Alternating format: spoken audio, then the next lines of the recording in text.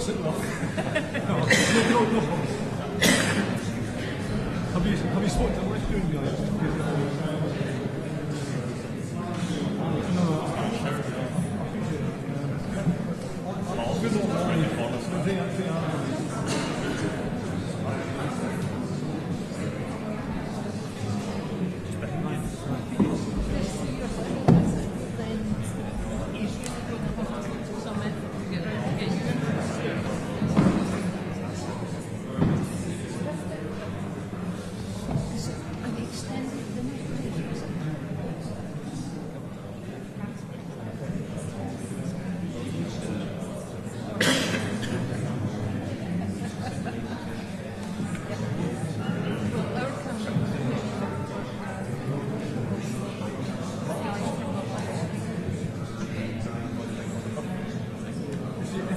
Accidentally film it, we can still use it, but it's live.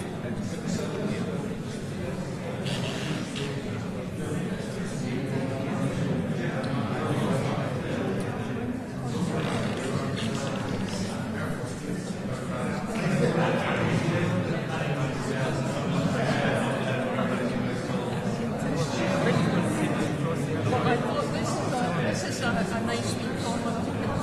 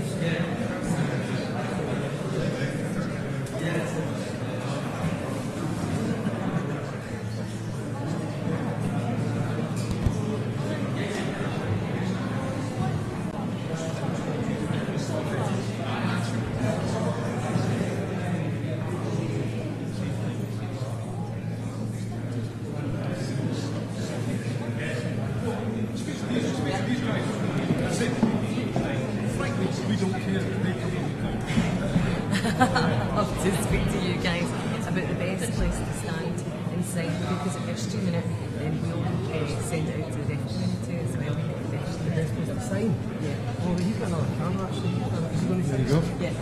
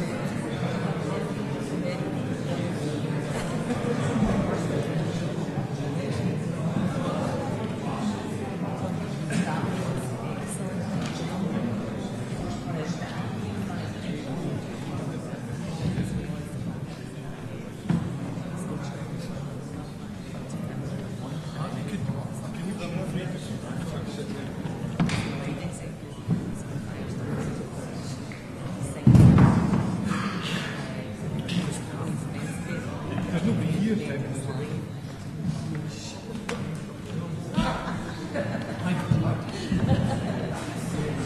What the funniest thing is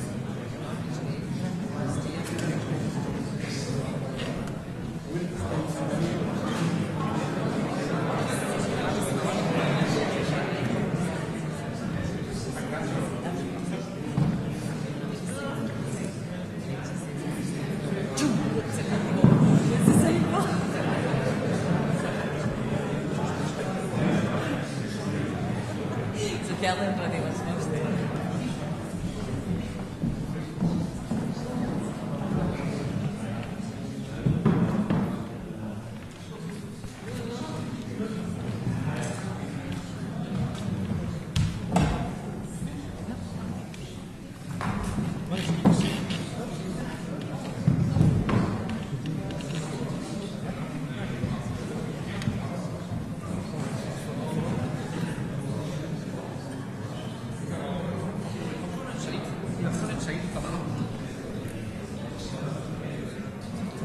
Actually, I can give you.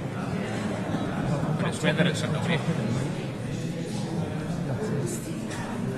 You need to stand in front of the camera so we can see that it syncs up on that. A minute, 50 seconds away. So I'll just go to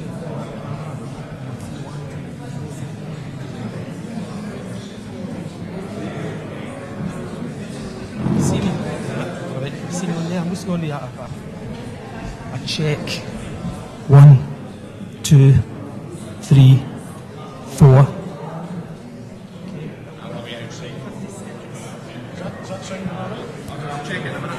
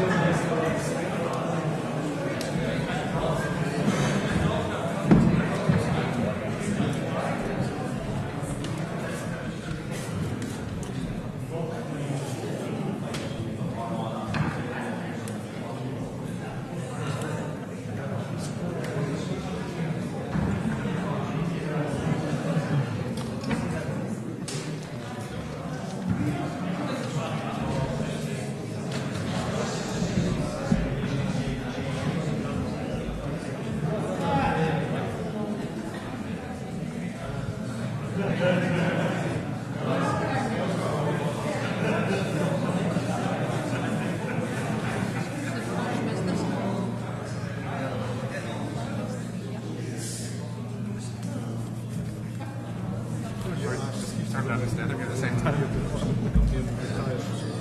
We're not destined for it, it doesn't exist. We use that to get into bed.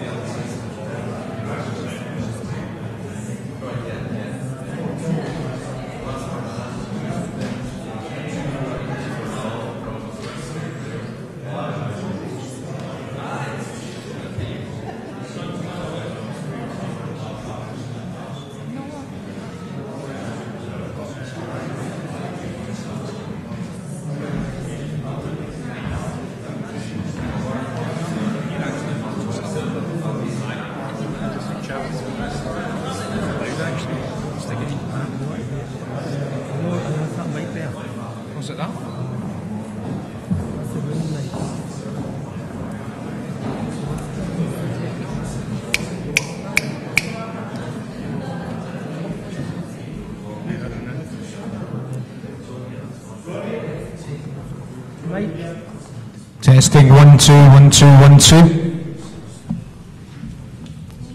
Good.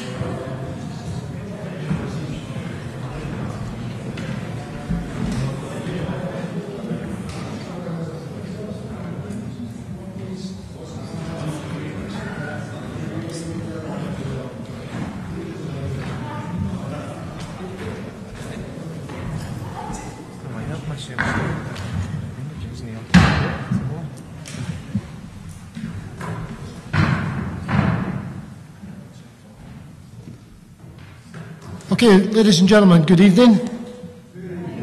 Almost a tumbleweed moment there, almost a tumbleweed moment. Good evening and welcome to this independence debate.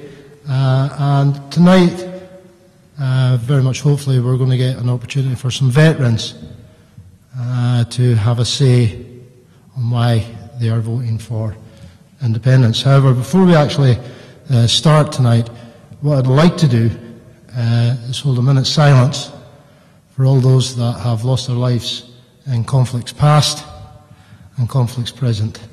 So if you're able to, could you please stand? If sitting is more comfortable, please do so.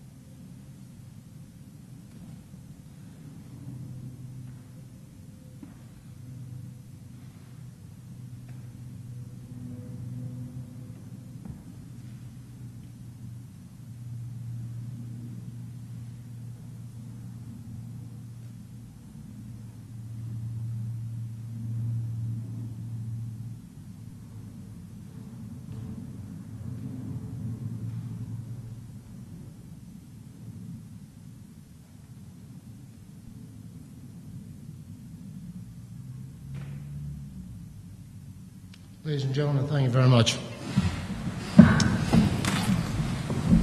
Right, tonight we've got about 9 veterans who have volunteered to. Sorry, I was going on walkabout there. I've been shouted at already for it. Who have volunteered to come up, and it's tri-services from all 3 services that we come from. We've also managed to acquire the services of an MSP, Keith Brown, and he will be last up to speak. So there'll be about 9 people speaking, various lengths of time, however long we want to hog the microphone for, and then we'll have second part of the evening will be questions and answers. Now we're also, I believe, taking questions and answers from online, so there could be some good questions to come. But please, folks, if you've got any questions regarding what we're talking about, or I dare say anything on independence, can you please ask? I mean, that's the only way we ever find out the answers to things. Yeah. So what I'd like to do now is hand the microphone over to our first speaker, who's young Russ, and he will take you on his road to independence. Thank you, Russ.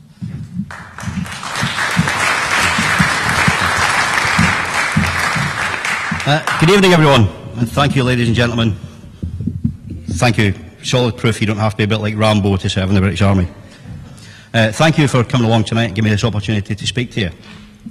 I've been asked this week, in no uncertain terms, why someone who served in the British Army would want their country to be independent.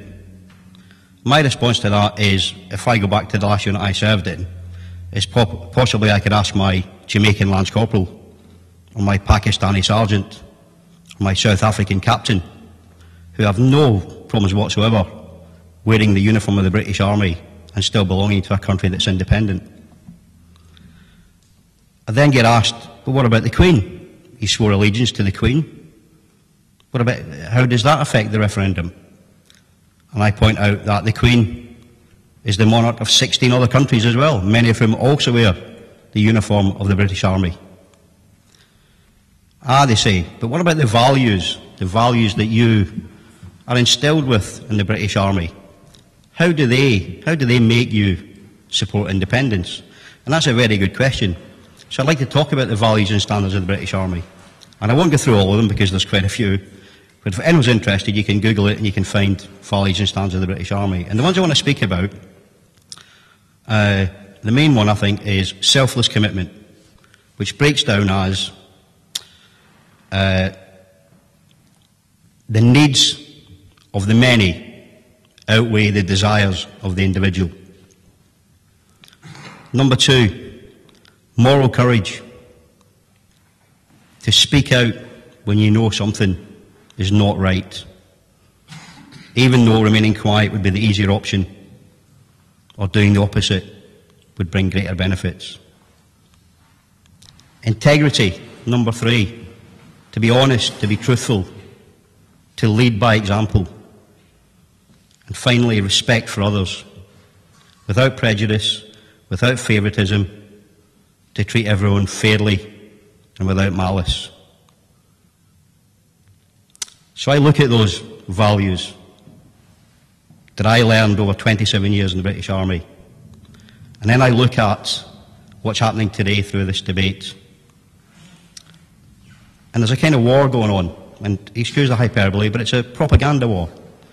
You have the Westminster parties and the Better Together campaign, with the complicit media telling you that British oil and gas is brilliant, Scottish oil and gas, terrible thing.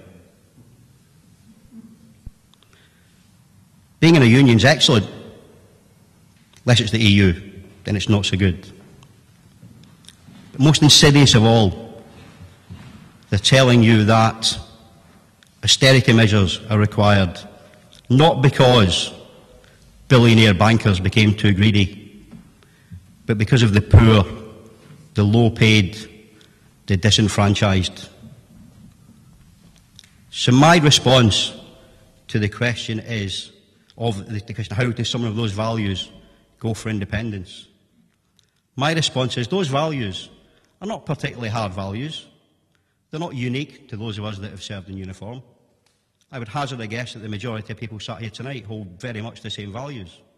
So my response to how someone that holds those values can vote for independence is, how can someone that holds those values not vote yes?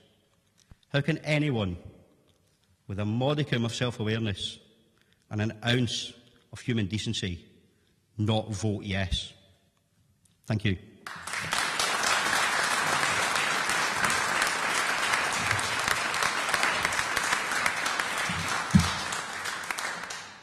Thank you, Ross. Next up tonight then is Ian. Could I have you please? And again, we're going to have to adjust this thing.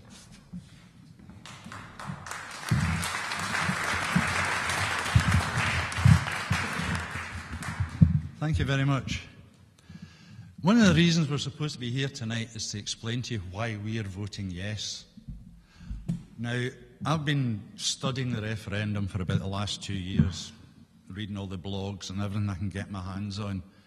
And a recurring theme throughout the campaign, if you read the blogs and all the comments, is the amount of people who have come forward and said, I've voted Labour for 40 years, and this referendum has really pulled the wool out of my eyes. I can now see clearly how I've been lied to for year after year. I've been told we couldn't do this and we couldn't do that. This referendum has really brought out, win or lose, this referendum has been tremendous for Scotland. It's made people open their eyes, wake up and actually look at the issues rather than just the traditional, I'm voting Labour because my father voted Labour, or because they're a season ticket holder at Ibrox, or whatever it is. It's taken away that tribal. There is still that tribal element there. You're never going to shift them. But it has made the vast majority of people wake up and are taking. I mean, look at this. I stand in a wee stall in Uddingston Main Street on a Saturday, and there's all these people coming up and talk to us that never talked politics before. You know, the conversations over your garden fence and all the rest of it, the people are really talking about it.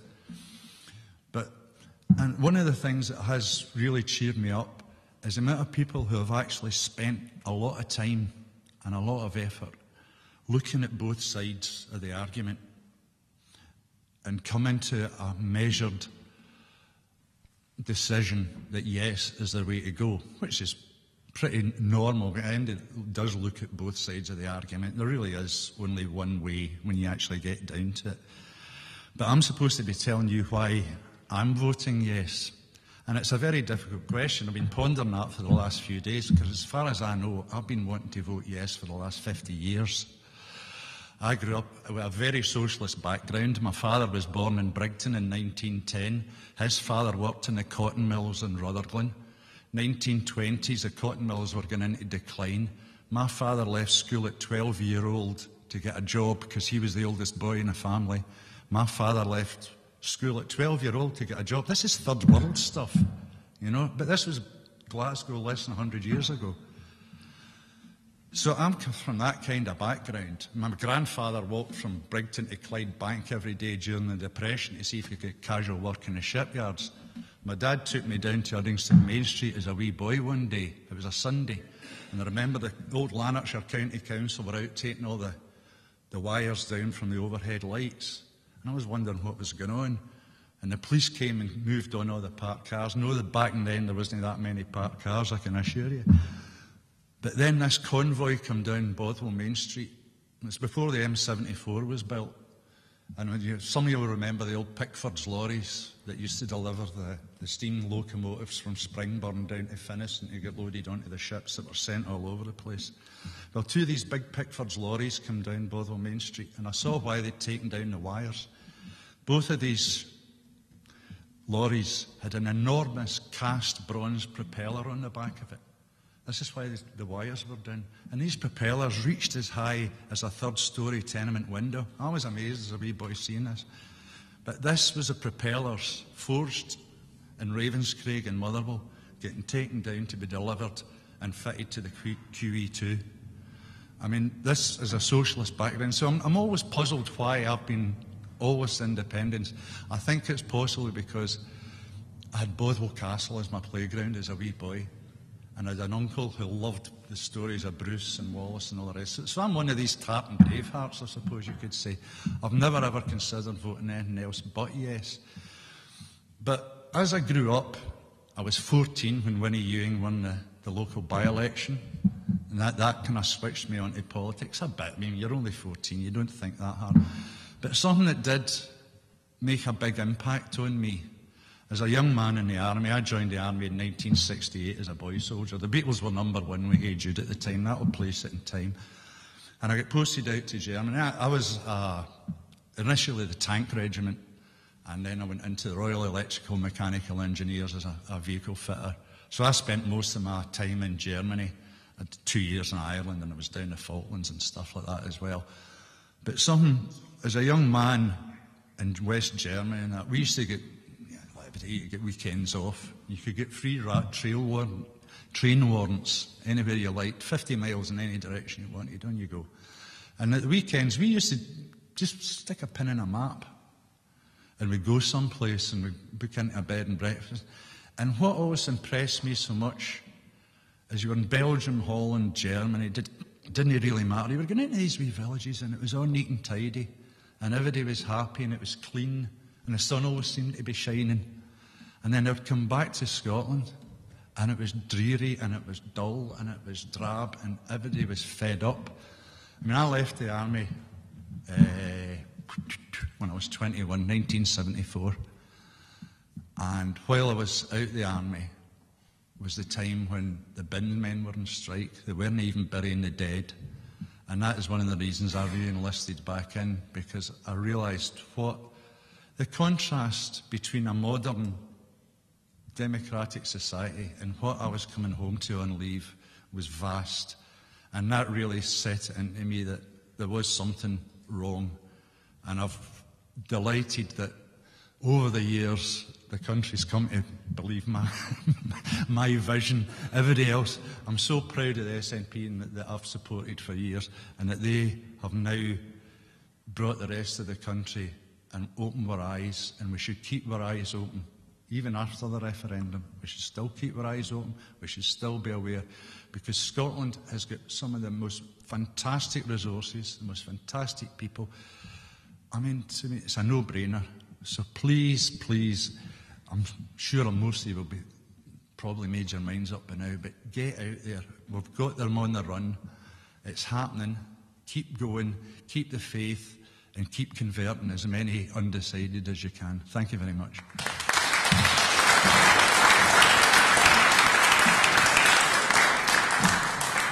And thank you, Ian. Next up tonight then is Fergal.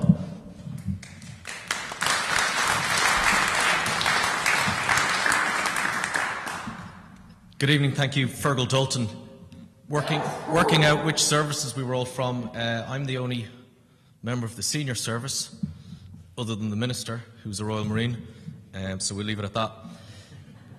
Always good to start some of these talks with a funny, a scarce story from the No campaign. If they've given us nothing else, they've given us some good laughs. They like to give the impression that after Scotland becomes an independent country, we will turn into some sort of North Korea. I can assure you that an independent Scotland will take its strategic position relative to the North Sea and the Iceland Gap very seriously, and its responsibilities to its friends, its allies and its neighbours. No campaign will say, well, what about your Scottish Navy? A couple of ships at Faslane. How are you going to defend the East Coast?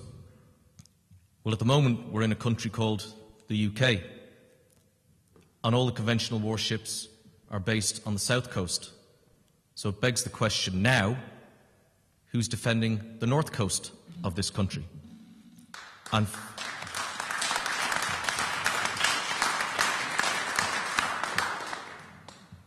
from some of the reports we saw in the news last year, it would appear that Whitehall are defending our north coast via Twitter.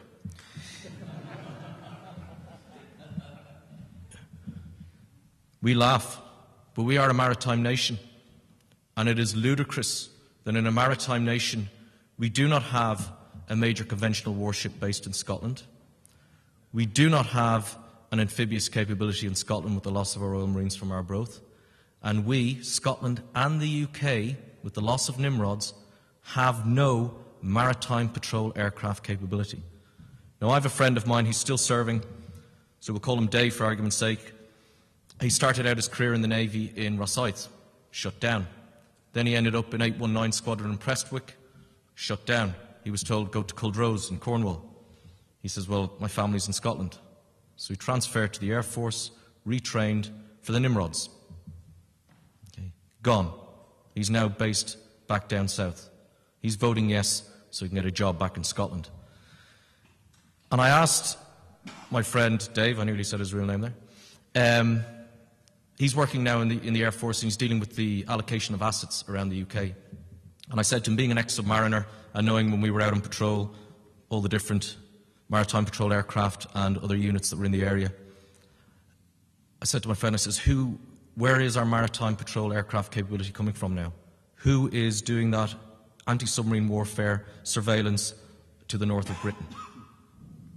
And he said, nobody is. We're wide open.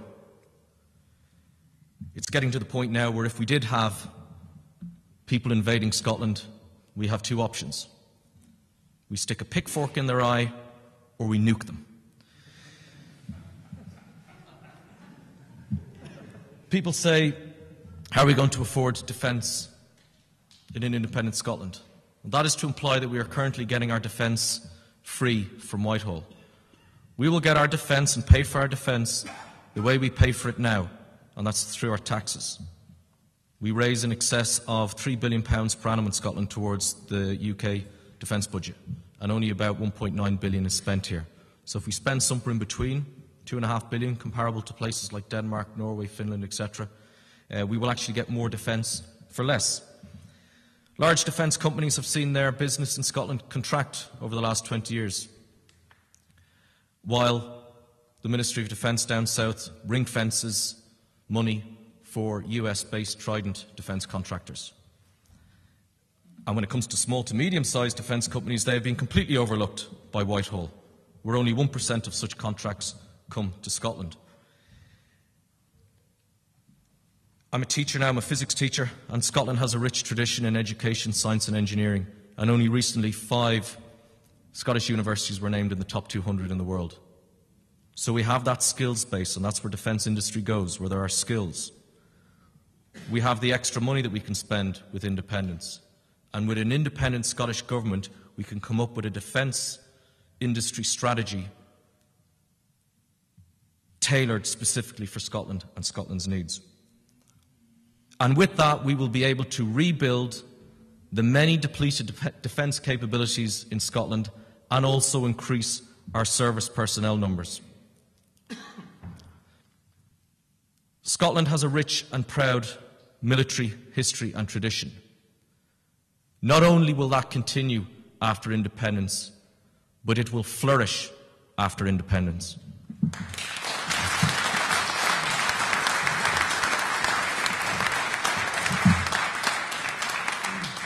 Well said, Fergal, well said. Right, and next up we need to get our glasses on, that's what we need to do, Cliff.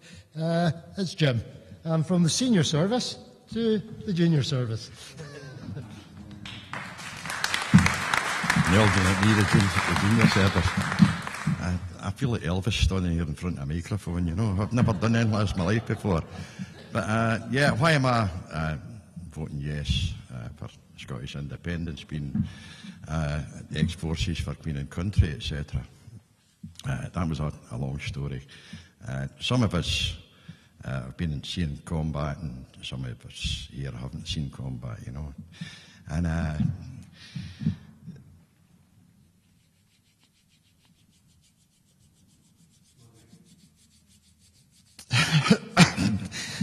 yeah, some of us seen combat, and what I see today, what we're doing, excuse me.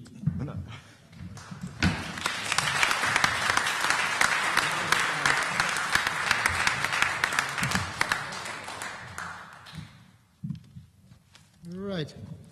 Where's my list? Peter.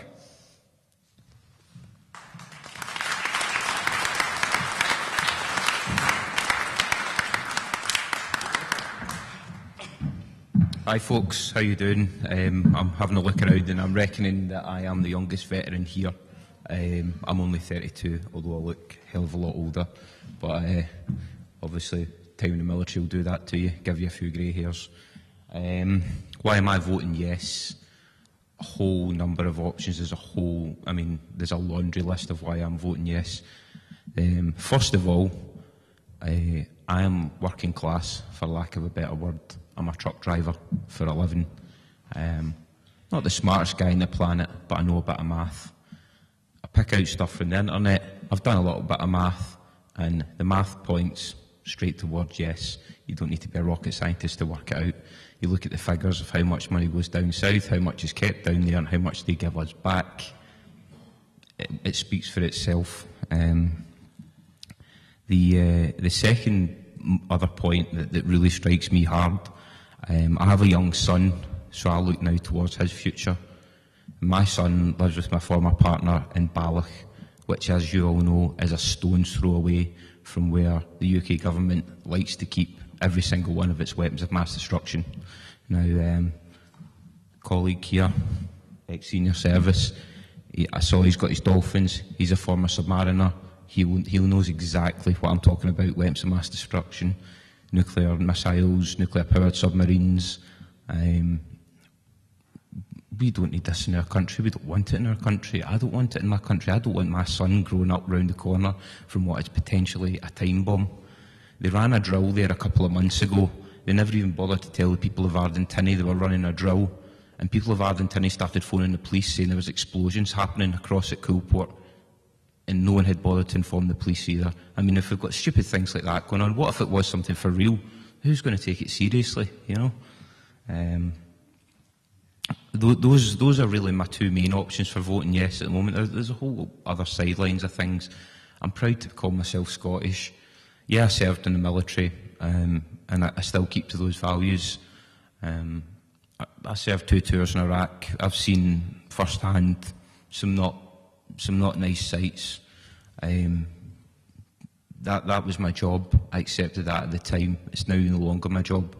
I also believe that if we have a Scottish Defence Force, we don't have to be strong-armed by America and the likes to go to these places. I always say it as, I think Bill Bailey, the comedian, described it best, is where he said, America's like this big bully going around picking on everybody, saying, give me your sweets, and Britain's standing behind them going, yeah, because that's all they seem to do, you know?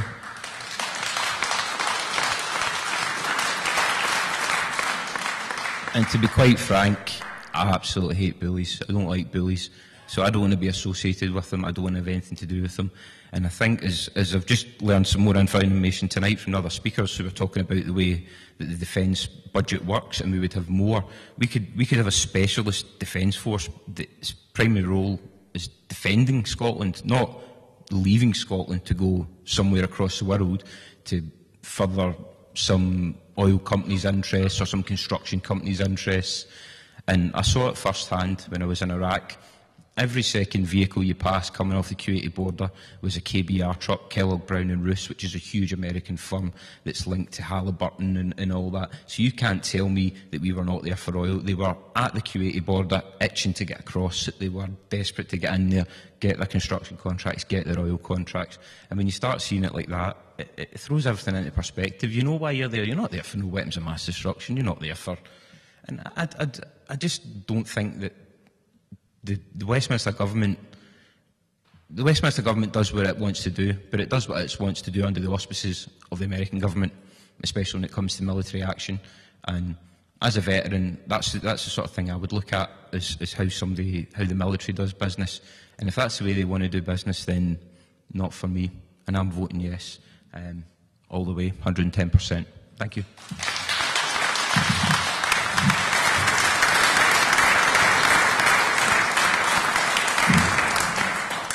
And once again, some very good words there. Young Jim, let's go and have a word with. Thanks a lot. I can say when I was a young man, I'm probably the oldest veteran here, you know, but when I was a young man, there was tons of work going about, you know, when I was, before I joined the forces. You could start a job on a Monday, chuck it at tea time and start another job on the Tuesday morning. There was tons of work in Scotland. Umpteen work, all the shipyards were employing thousands and thousands of people. So nobody was ever stuck, you know, but I wanted to see the world, so I joined the Air Force, and I've seen quite a bit of it. And when I came out of the Air Force, things weren't too bad, you know, but as my life went on, I've seen the progression, or no progression, I would say depression setting in, the lack of jobs, people scrambling in their own wee boxes to have their own wee huddle. There's no camaraderie that used to be when I was a wee boy. Nobody locked their doors where I stayed. All the doors were open, you know, and you could get into anybody's house because nobody then to steal anyway, you know, in the first place, you know. But nowadays everybody seems to be wanting that wee cluster of their own, and you got a lot of them ones that's I'm all right, Jack, you know. I'll vote no because I don't want things to change. But I'm for yes because I want to see things changing. And it was, why am I voting yes? I seen, and it was put in a nutshell with a woman from Aberdeen. She says she looked out to sea and she seen all these oil rigs all out there. And when she looked inland, all she seen was food banks. Now that's no right. That's no right. Where's all that money going, you know? It's going into the rich people's pockets, and it's certainly not going into a lot of people's pockets that it should be going into, you know. I believe in a kind of socialist system. I'm not affiliated to any political party in any way, but I'm definitely adamant that I want independence. I want people to have pride in themselves. Right now, the government is taking the pride away from people. I can give you one instance.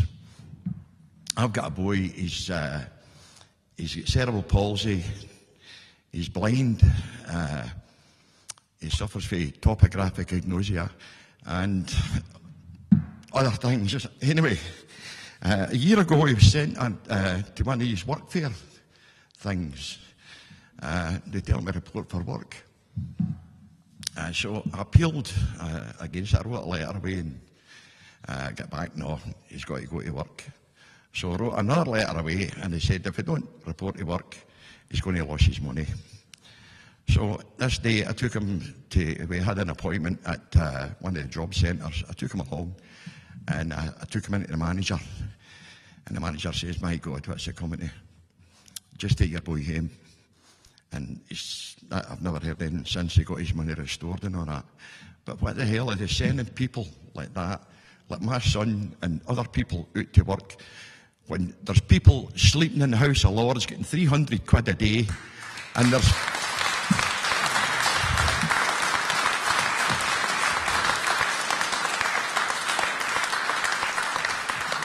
And then you've got the fat cats. The wars are never ever fought for glory or for Queen and country. No, they're all fought for money. I want the money. The mega rich guys are financing the wars, you know. I listened to a former British ambassador today, and he was talking about, he was ambassador to Kazakhstan, and we're building a pipeline for Kazakhstan through Uzbekistan, through Afghanistan and all the rest of it. And the people, they had to pay, bribe and all that to get this stuff through. And when it came to Afghanistan, it came to a kind of hiccup. So they approached the Taliban to see if they would protect the pipeline going through Afghanistan, and they wouldn't have it. So they approached this other guy who was the head of a kind of clan. His name was Karzai. So they bribed him and they made him the president of the country, and he got his forces to defend the pipeline that was running through. So all the big money men were paying for this gas to go from A to B, and it didn't matter who died as long as it got there, as long as they were making their buck at the end of the day.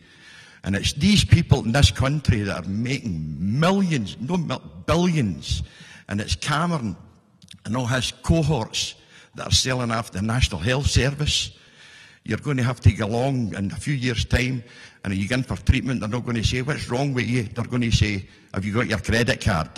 They'll be wanting that first because you'll need to pay for your treatment, and that's the way the NHS is going.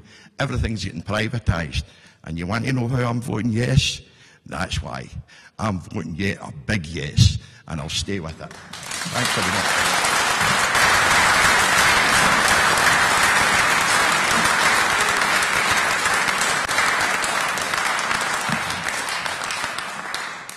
It does take an awful lot of bottle to stand up in front of a group like this, and I think, young man.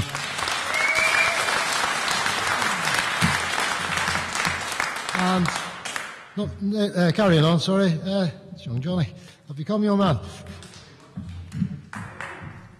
If you want to come up, you want to come? Yeah, sure. Come on.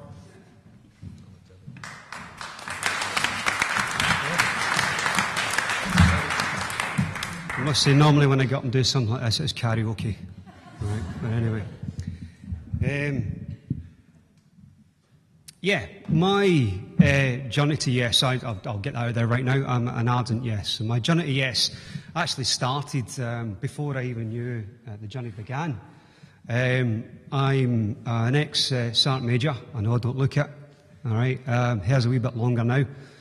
25 years served. Now, while I was a Sergeant Major in 2003, I was watching a lot of the Prime Minister's questions, etc. that was going on, Houses of Parliament. Now, at this time, I bought it hook, line and sinker, right, like most people did. Weapons of mass destruction, okay. All the vehicles, etc., that were in our unit, we were supposed to go through the northern route, through Turkey, if Turkey had allowed that.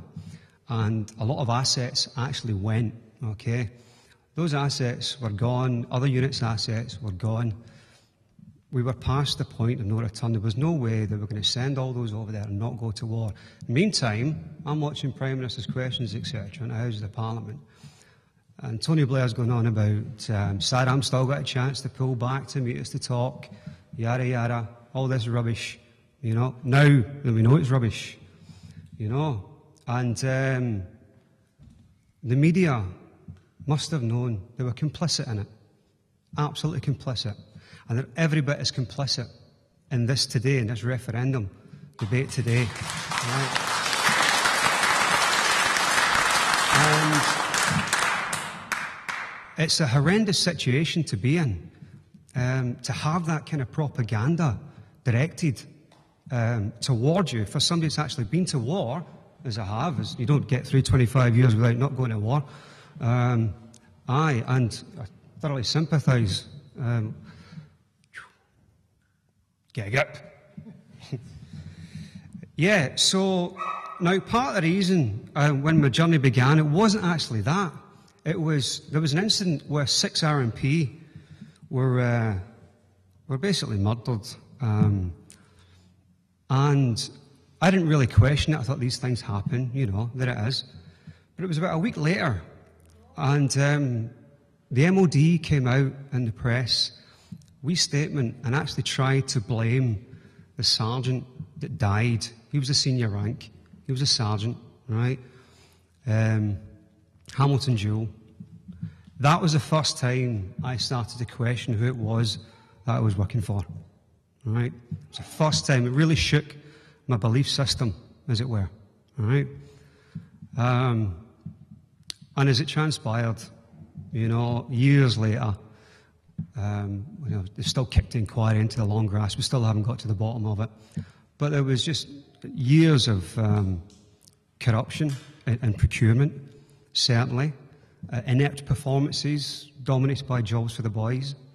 It really is a poisonous and serious place. Now, fast forward, I ended up actually getting posted to the Defence Procurement Agency, and I won't go into detail, but there's some naughty stuff going on in there. Not very healthy at all, okay? And then, yeah, we get to this point, and I've not been sitting on a fence at all. I have thoroughly and wholeheartedly been in the, you know, in the yes camp. And I got to thinking, how the hell, I saw the Jam Tomorrow thing come out a couple of weeks ago. We're going to give you, you know, powers if you vote no. And, I mean, I didn't for a second falter, not a chance, because I know how these people operate. And they will not forgive. If we vote no, rest assured, they'll make sure that we never forget it, okay? Telling you now, telling you. Right. And I thought, how can I get that message to people? And I put this out on Facebook last night, so if you forgive me for reading it from script, but it got a good response last night. I put it in a number of yes groups, okay?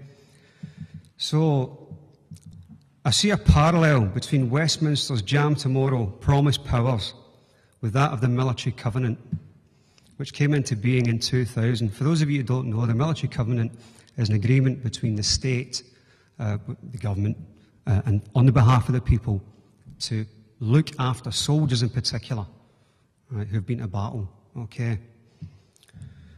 So, that Military Covenant came into being in 2000, right? Yet in 2007, we still needed charity to look after our war veterans who'd lost their limbs and lost their minds, okay? In the service of the United Kingdom. Help for Heroes is a wonderful charity, brilliant charity. I've done a lot for it. I'd like to think I have.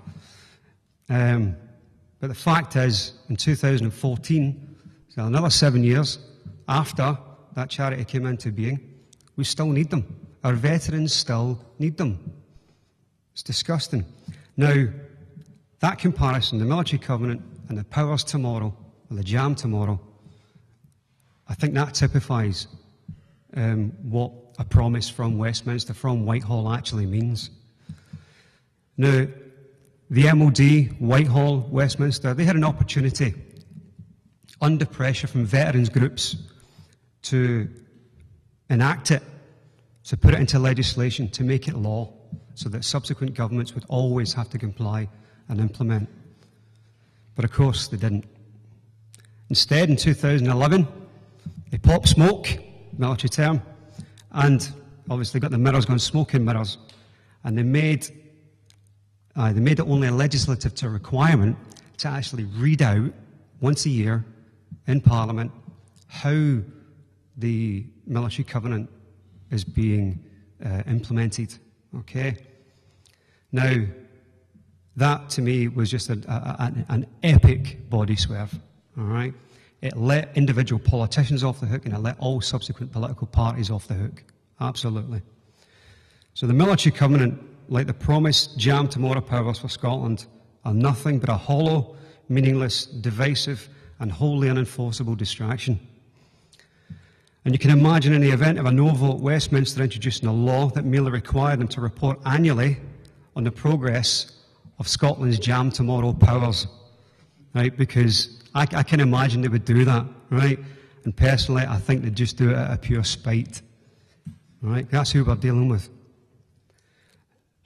What I did on that post last night on Facebook, and I should have mentioned this at the beginning, there's an image flying about, and look it out, of George Osborne, the Chancellor. Right? It's a single still, split into two halves, an upper and a lower half.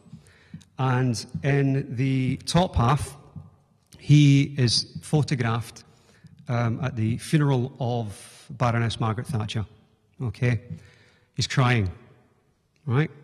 And in the lower image, he's at the 100 years commemoration service just a few weeks ago of the beginning of World War I. And he's having a laugh. He's having a laugh in that service. Okay? You can see Alex Salmond. You can see, I believe it's Kate Adie. Just sat there with dignity, with respect. Probably waiting for the service to start. But you can see George Osborne. He thinks it's okay to have a laugh. Right, leading up to that. That, to me, is what we really mean to Westminster, the forces. That's what we mean. Nothing. It's all about the profit. It's all about the money. Scotland's resources. It's all about the money. That's it. Okay? So please, no more phony, empty platitudes. I've had enough of it. And I think most people in this room have probably had enough of it as well. Well, I hope so, by the time we leave here. And can I just pick up on something about Germany? Who was it that lived in Germany? Yeah, something about Germany, which might be able to help. I've lived in Germany as a kid. My dad was in the military. Actually, between me and my dad, we're both voting yes. We've served 40 years, in the British Army. Now, I grew up in Germany for the first 11 years of my life. Right, fantastic experience. I've subsequently been back and served time in Germany as an adult myself. I've spent most of my life in Germany, to be honest. Okay. And it is the country itself, the politics is politics, and it can get dirty, right? People are people, and there's corruption, of course there is, but it is not on the scale that we have here. It really isn't, because everything about their politics is about what's good for Germany, what's good for their neighbours, right? Here, it's just all about the political parties. It's so tribal. It's about party political power, and it's not on. Now, if I could try and draw an analogy, Germany have just won the World Cup, right? They haven't got anywhere near the money in their game, right, that the Premiership has. No, nothing like it, right? But yet they've just won the World Cup. That's because everything about their game, from the lowest leagues up to the Bundesliga, is about the national side. It's about the national side. Everything is geared toward that, right? What have we got here? Rangers and Celtic. Mainly tribal. That's a division in itself, right? We need to start thinking differently. Our politics needs to become different. We need to start thinking what's good for Scotland and what's good for our neighbours, right? Thank you very much. Thanks.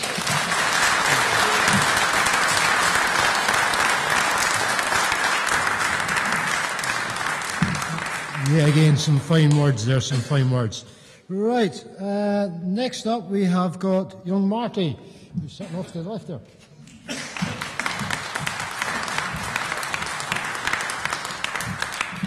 Hi folks, my name's Marty McNeil. I come from Pollock over on the south side, which I'll come back to a little bit later on. I've done 12 and a half years in the Army, Royal Corps of Transport, and then the Royal Logistic Corps, served in Germany, First Gulf War, EOD in Northern Ireland, and then in Northern Ireland for 4.5 years. Which subsequently, when I got out, I was a civvy there for 10 years as well. I've only just moved back to Glasgow 7 years ago, so I was away for 20 odd years.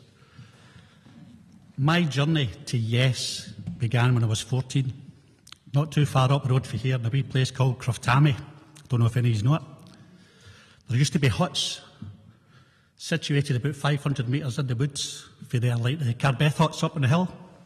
And my family had a few there. That was our holidays, going to an overgrown garden shed, no electricity, no running water. It was fantastic. But what we used to do at night is go for midnight walks, heading up towards the dumpling, just to go out and get the bats and stuff like that. I was there one year when I was 14 with a few friends of mine, and the police Land Rover came up and stopped us and asked me my name. Julie gave him my name, and the policeman was brilliant, and he started giving me a bit of my clan history. I wasn't interested in history, but this guy fascinated me. So when I got home, I started researching it myself, and that in turn grew into the history of Scotland. And then I realised what we were getting taught at school wasn't Scottish history. It was English history, masquerading as British history.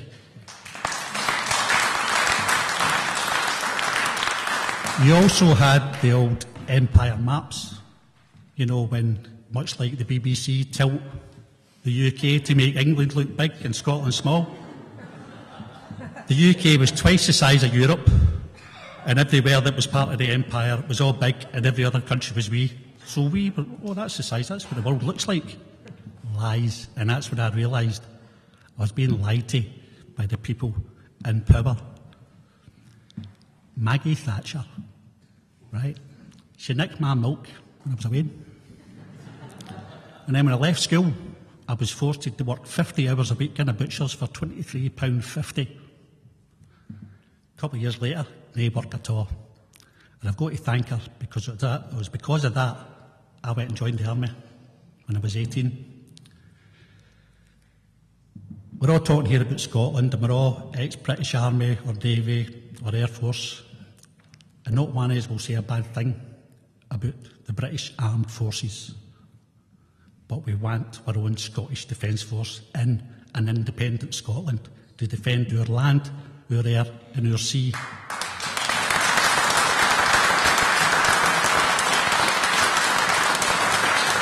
As has been mentioned before, that's not happening now. You maybe all remember a few weeks back about the Russians flying over Shetland and all that. They've been doing that for decades. It's no new. They just wave it, go, you go, pal. And the situation that was mentioned with the Russian Navy coming up and the ship having to come up for England. Done my basic training, get posted to Germany. But as been mentioned tonight, fantastic. I had 8.5 years there, and I'd do it again tomorrow if I could. But in there, and in the British Army, you meet all sorts, don't you? My first encounters with English people, for starters, that was bizarre. Didn't know what iron brew was. It was weird. And that's a strange thing. They call it pop down there, don't they? We call it scoosh up here. Do you ever get that? Scoosh? No. Anyway, so, but you get talking to these guys, and I've always, from when I say the age of 14, when my eyes were opened, you know, England this size, Scotland, you're rubbish. No, I defended my country within the British Army. Didn't they put it down like a lot of them do? We're not going to religion, but it's religion-based. They'll put it down as long as it's red, white and blue, and it's all about the Queen. As I said, I spent a lot of time in Northern Ireland. Big divide there as well. But I've actually found the sensible people in such a divided country like that talk sense about independence, standing on your own 2 feet. And that's actually for both sides of the community, which goes against the grain of popular opinion. But weird. I'll come back to where I've moved back, and I've actually moved back to the same place I was born and bred, Pollock on the south side. Pollock's unique. Joanne Lamont's my MSP. One reason to vote yes. Ian Davidson is my MP. 20 million reasons to vote yes. I've been a Labour man all my life until I moved back here, and I'm quite proud to say I joined the SNP because I liked their attitude. I was surprised to go into government in the first place, which was amazing. And then even better, to get a majority government in a parliament that's designed not to have a majority. So when they all say you don't have a mandate, you go, no, hold your priest. They've got a majority government in a place that wasn't meant to have one. Obviously, the last 2 years with the campaign, you read, yeah, I know I'm open to yes, and I'm going to vote yes, but I always question people, give me one good reason to stay with the union. Not one. And I've been asking that for 2 years. Not one person can give me a good reason to stay with the union. But I believe we're a proud people, we're an intelligent people, we're a fantastic country, we have every opportunity going in the world, and we can stand on our own 2 feet and be proud to be an independent country. Vote yes, people. Thank you.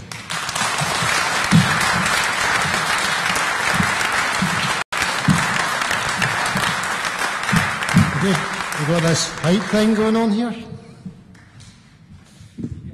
Yeah, we guys, yeah. Right,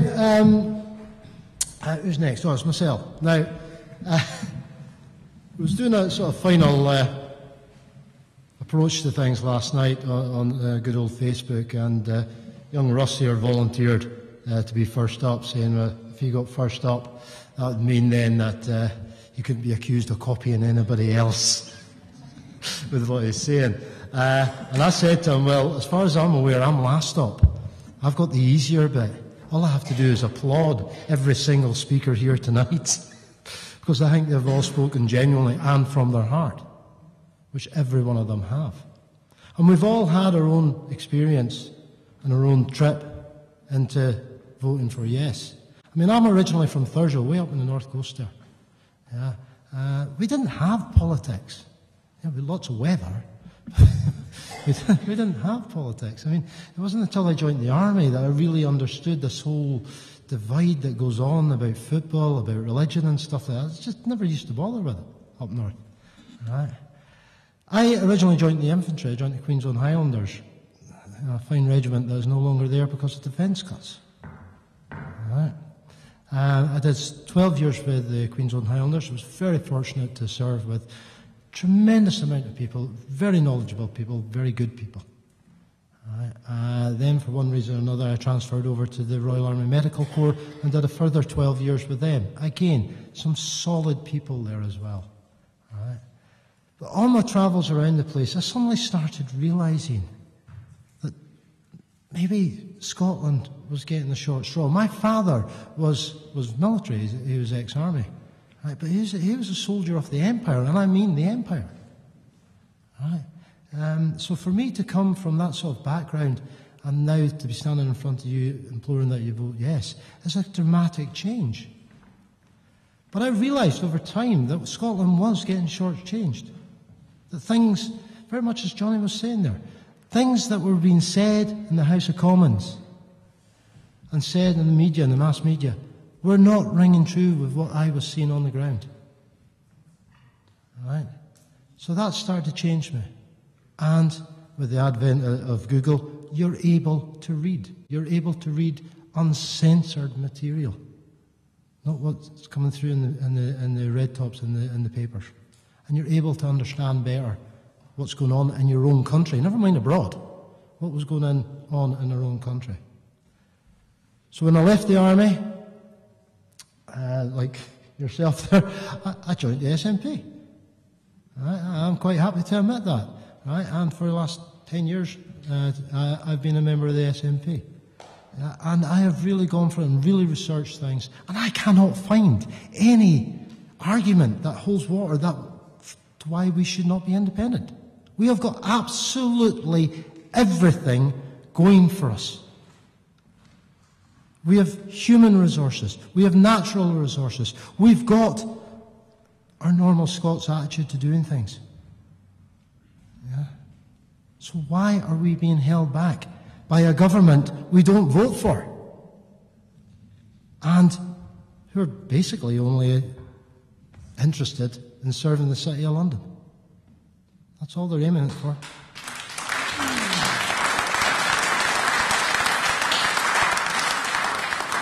The past 2 years, since the declaration that the referendum was going to be in 2014, have been a real joy for me.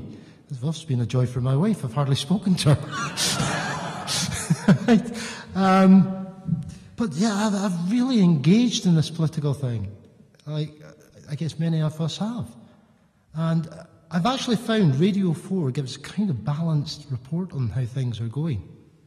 Yeah, and I was tuned into Radio 4 the other day, and a reporter was up on the borders of Scotland, and they could not believe how engaged the public were in politics. It just doesn't happen. It doesn't happen in Scotland. But it is, folks. The tide is not turning. It's turned. We're going to do this. It's going to take a cross and a box, and we are going to get our independence. Thanks, folks.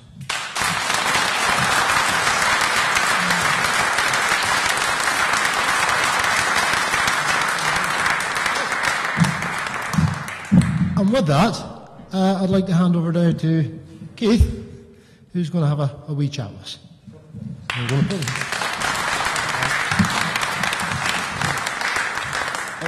Thanks very much. I wasn't actually intending to do as the other guys have done and say how I came to Yes, but I think they're just some incredibly fascinating stories, and it made me think about, I suppose, my own journey. In 1979, if you remember, there was a referendum, and I was too young to vote. I was 17, but my mum was ill at the time, so I'd seen the poll cards. I can't remember being interested in politics, and if I'm honest, most of my pals weren't either, but I saw the poll cards, and for some reason I wanted to go and vote. Mum said, no, you can't do that, it's illegal, it has to be me that votes. I didn't vote. But if you remember, that was the one where we voted yes, and the Labour Party, in a perversion of democracy, said we wouldn't get the assembly we'd voted for. And then maybe that stayed in my mind, I don't know, but for the next 3 years I joined up the services and served in the armed forces, and came out to get back involved in studying politics, not particularly to be involved in politics, but so the first year I came out, I ran a marathon for sponsorship for the campaign for the Scottish Assembly. And the next year I went to university and joined the SNP then. So that's 30 years. 30 years I've been in the SNP. And it's all really been for this. This is what it's about. I mean, for 30 years, just as we're hearing just now, the idea, first of all, that we would have won an election and formed the government in Scotland, you know, for years and years, that seems like just an impossible dream. And then, as has been mentioned, to win a majority in the Scottish Parliament, break the system, designed to keep the SNP down, and yet we broke the system. We've been made to apologise for that the whole time now. We're not to take majorities on committees. We're not to ramrod things through the Scottish Parliament, because they never do that at Westminster. It's always consensual at Westminster. And then to get to the point of actually having the independence referendum. And it is, as one or two people have said, it's an absolutely gratifying time to see the people that have come together. It's also very gratifying to hear some of the stories we've heard tonight, because I'm often asked, have you got, is there veterans involved in your campaign? Is there veterans involved in your party? And I say, yes, of course there is. But what's evident tonight is the veterans that we have are actually the backbone of this campaign. When you hear some of the messages you've heard tonight, the commitment of the people who've come from some pretty difficult and challenging circumstances to come to see this as a real liberating thing, not just the vote, but the campaign and the education that it involves. Very gratifying to hear that. I should say, Veterans Scotland will tell you there are over 400,000 veterans in Scotland. That's their figure. 400,000 veterans. That's nearly 1/10 of the population, a huge number of people. And since we've come in 2007 there was a report. It was done by a House of Commons committee, and it was a very good report. And it absolutely ripped apart the health service provision for veterans in Scotland and various other services as well. And we've tried since that time, people who did the job that I'm doing just now as Minister of Veterans before me have tried very hard to change that. So Stuart Maxwell introduced the Scottish Veterans Fund to fund some of the charities. As was rightly said, it's charities in some cases we're still relying upon, but to give them money for that. Well over £1 million from the health budget for combat stress. That was Stuart Maxwell previously. And a whole series of things which have changed, I believe, the treatment that we give for veterans now. And I often say that veterans, or people who join the armed forces, make something of an extraordinary commitment when they do that. It's not like other jobs. And I think it's only right they get that extraordinary commitment back. And just last week I went to the Smart Centre in Edinburgh, 2 young men who'd been very badly wounded in Afghanistan, one with no legs and a damaged arm, one with a leg removed. And the equipment they've now got, the Genius I think it's called, a German set of prosthetics legs, absolutely changing their lifestyles. You know, even the point of being able to walk your dog, which this guy couldn't do before because the prosthetics that he had, he couldn't go into a wood. And he couldn't actually be certain it wasn't going to fall over at some stage because they're quite unstable. These new legs have transformed his life. And that's what they deserve. They should have the best quality of life possible because they've given so much to the country in the first place. And we believe that should be the way it's done.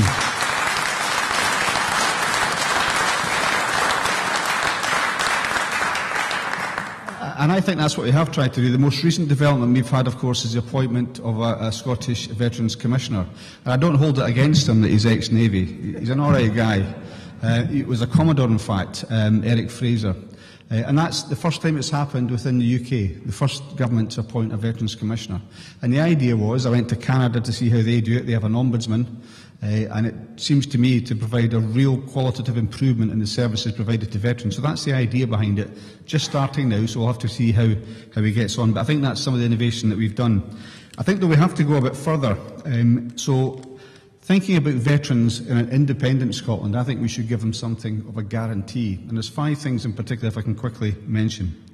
First of all, we have to ensure, and it's unfortunate we having to say this, but we have to ensure they get the full pensions that they're entitled to, and that continues to happen.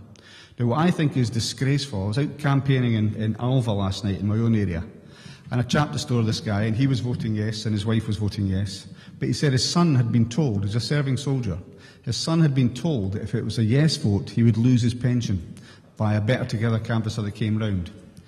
Now, that's not the first time I've heard it, but I've never heard it so starkly as I did last night. But if you think about that, you've got people on the no campaign side that are willing to say to people that are sometimes making huge sacrifices, they're willing to use a threat like that to undermine their democratic choice. And to me, that's showing contempt for the armed forces, and it's an absolute disgrace. So our guarantee is we'll keep the pensions. So it was never in doubt anyway. The UK state has taken the contributions for the pensions. They're obliged to pay those pensions. And our view is an independent Scotland will make sure that guarantee is maintained in terms of pensions. The second thing is about those, as I've mentioned, who suffered disability and who've been wounded sometimes in service. Now, you'll know that the UK government's pushing through this change to the personal independence payments. Well, we'll reverse that change and we will keep the DLA, Disability Living Allowance. And the reason why that's important is because some veterans have lost up to £3,000 a year by having lost DLA. So we will keep DLA. The third point I'd make is the NHS budget. Very topical. There are still some people trying to put the idea around that changes to the health budget in England will not impact on changes in Scotland if there's a no vote. If you just think about it for a second, if you have a right-wing Tory government with their Liberal Democrat allies increasing the amount of things for which you're charged, you have to pay for them instead of the taxpayer providing for them, now that means less money goes into the health service. If less money goes into the health service in England than otherwise would have been the case, we get less money. That's where the threat to the NHS comes in. So our guarantee is, as we've done over the last 3 years since the last election, when we said every penny of consequentials money will go into the NHS, we will guarantee to keep the NHS in public hands and fully funded.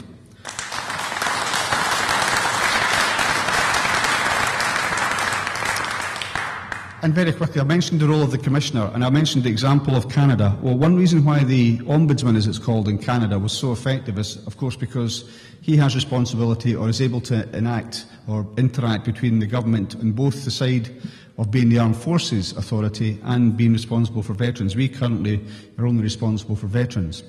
And it's very difficult sometimes, I won't go into the detail, to work with the MOD, just to get some of the basic information that you need. Very difficult even to get into an MOD establishment. I asked 4 times, 4 different ministers, if I could go to Afghanistan, because we knew a lot of guys were getting their P45 as they were serving on the front line, and they were going to come back to Scotland and they're going to be looking for health services, for education, for employment opportunities and for housing. So it seemed to me to be sensible, if I was to do my job properly, I'd go out there and find out what their needs were before they came back. 4 times asked, and I was told no. Now, if you think about the people who could go, I was told different things. One time there's no space, or the security is not, the security is a threat. But you had MEPs, you had lords, you had pop stars going out there, and yet somebody who's responsible for the services that veterans are going to need. I'm sure they'd find Cheryl Cole more attractive than me, but when they come back to Scotland, they're going to want to have the services in place, so refuse to go to there. So I think the development of the idea of the Commissioner, when the Commissioner in independent Scotland is from the government that's responsible for both the armed forces and for the veteran side of it, I think it can be more joined up. So we will expand the role of the Commissioner in an independent Scotland. And the last thing is in terms of employment. I recently met with the UK Defence Minister and pointed out to her that kind of gives the game away. There's only one woman working in the MOD. I pointed out to her we have veterans in supported accommodation in Scotland, the Scottish Veterans Residences, who are very keen, some of them, to go into education as a way to get back into employment. Now, as soon as they sign up for that education course, if it's above 16 hours a week, they start to lose their housing benefit. They take the housing benefit away. So the thing that gives them the real linchpin in their lives, the supported accommodation with other veterans, getting fed and housed in a safe environment, gets taken away with them. So who's going to go into education and try and get back into employment if you're going to lose the housing benefit? So we've asked the UK government to make sure that they don't take away that housing benefit. And I think that's the other point about an independent country. You can have both ends of the equation, benefits and also taxes. You can actually control those things. That's very important. But the idea of coming back in, the thing most important, I think, to most veterans, I think most of the guys here would agree, you've got a decent house, somewhere to live, and you've got a job. Absolutely crucial. And we think employment prospects could be radically different in an independent Scotland. The First Minister's talk about the reindustrialisation of Scotland, providing real employment opportunities, investing in renewables, not investing, if that's what you can call it, our share of £100 billion on nuclear weapons, which nobody that supports them can actually give you a scenario where they'd be used. And actually, most folk that have served in the armed forces, I don't think are that keen on the idea, not just that you're going to bomb an army, you're going to bomb entire civilisations with these things. They're totally indiscriminate. They've got no function. They've got no moral basis either. So using the money that we have, and Fergal will give a very good account of the defence budget and how we'd fund these things, to actually make sure on day one, when you join the armed forces, somebody starts a plan for your employment after you leave the armed forces. Somebody starts a process whereby you can get housing. Most people in the armed forces don't realise, even the first day they join, they can sign on the housing list. They don't have to take the first house that comes up, but they'll be accumulating the points in the meantime for when they come out. But the last point about the employment opportunities. Over the last number of years, you've seen huge reductions in the number of defence employees, the number of people, armed services personnel in Scotland. And of course, before that, you had the regiments which were abolished, even while some of them were serving on the front line. Some of the Scottish regiments were abolished. But these guys were given their P45 as they were serving in Afghanistan. And one thing you find out if you talk to a lot of veterans, as I do as part of my work, is that it can be very traumatic becoming a veteran. And often it's not, sometimes it is, but often it's not about stress during combat or PTSD. Sometimes it is, but often it's not. Sometimes the most stressful thing is when you come out, you've been in an environment where you've had your food, your accommodation, you've had your pay looked after, and suddenly you're confronted with something which is really terrifying. Sustaining a household, cooking for yourself, and making sure you can get out to work and earn an income. It's really quite a scary thing to do when you've come from that kind of environment. And all the support structures which you've had have gone as well. But it's even made much more traumatic if you're somebody that's joined the armed forces, seen it as a career, and then somebody comes along and says, no, you're going out the door. P45. I don't care if you're serving on the front line just now, you're getting your P45. So the other commitment that we will make, we first of all said there will be no compulsory redundancies for a Scottish Defence Force. If you sign a contract, whether it's 5, 7, 9, 22 years, provided nothing else happens that jeopardises that, we will see out that contract. There will be no compulsory redundancies, and that's part of the extraordinary commitment we think we should have.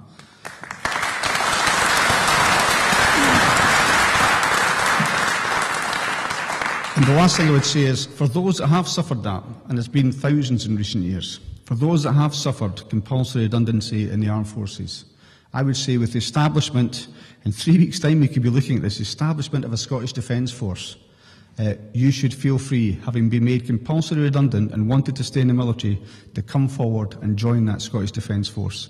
I think we've got a fantastic future with independence. Thank you.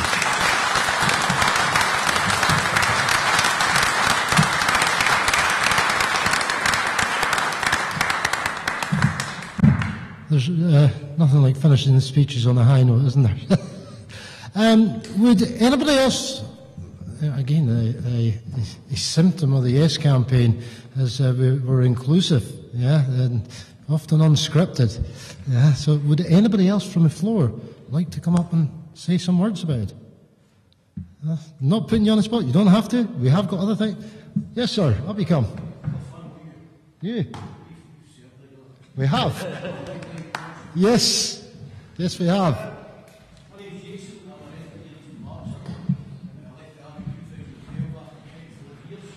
you come, Jason. Come on.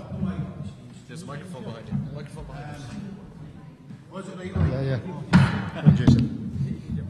Sing softly, softly. I may come across a wee bit selfish because I'm more concerned about not so much my needs, but my family's needs and families like mine in the future.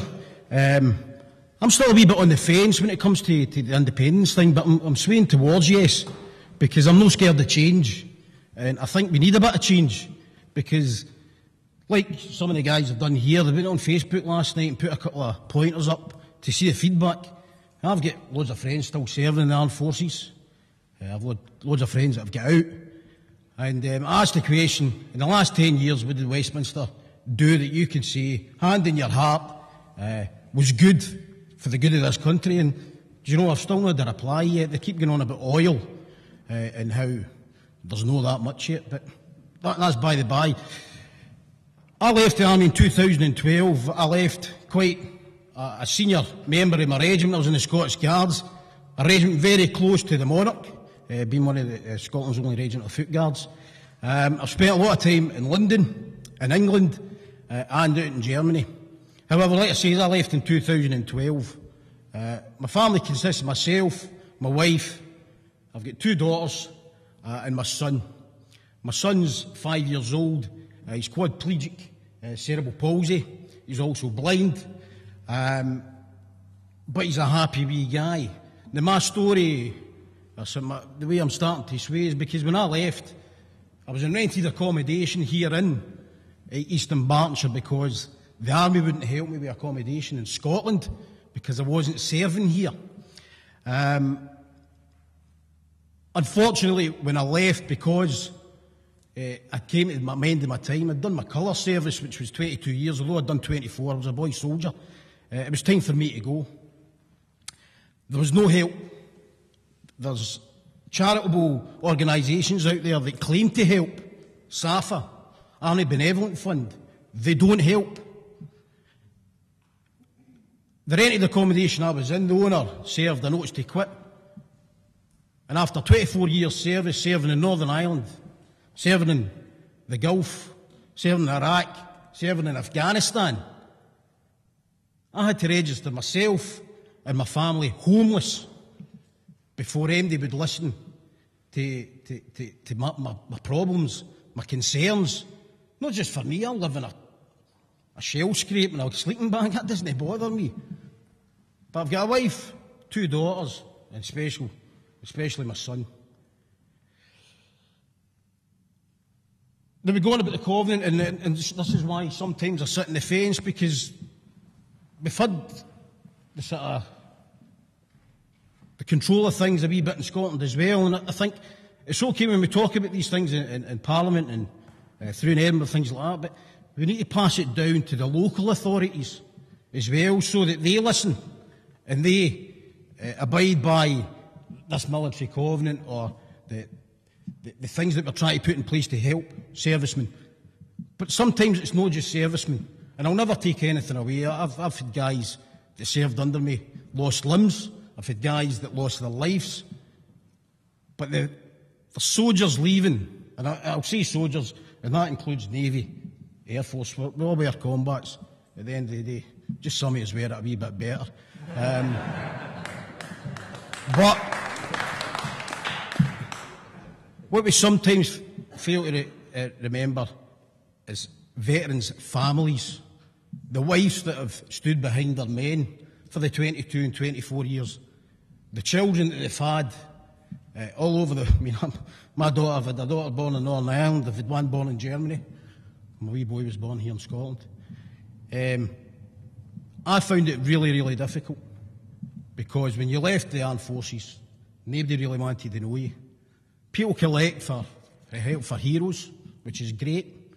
People collect for the Army Benevolent Fund, that's great as well. Well, I applied to these charitable organisations for a bit of equipment for my son to make his life that wee bit better, and they knocked me back. Do you know what I mean? So, if we can guarantee in Scotland that we'll look after our young, whether they're disabled or not, through education, our elderly, because they've put in a bit of a shift as well and need looked after in their old age, and everybody else, including the armed forces and the public services, police and firemen, then that's for me, I'll go that way. Do you know what I mean? I've got friends just now telling me, no danger, what you might do that for? They're going to steal your pensions, they're going to do this. These are the same guys that I serve with, and excuse my language, probably 22 years ago, all I heard was, this is shite. You've got a chance now, we've got a chance, I think, to make a difference. Everybody's got their own agenda, personally, and what they'd like to get out of independence. But I think now's the time for a wee bit of change. If it works, fantastic. If it doesn't, we're Scotsmen. We'll just stand up, brush it off and continue, and we'll try and make it work. So, now the work.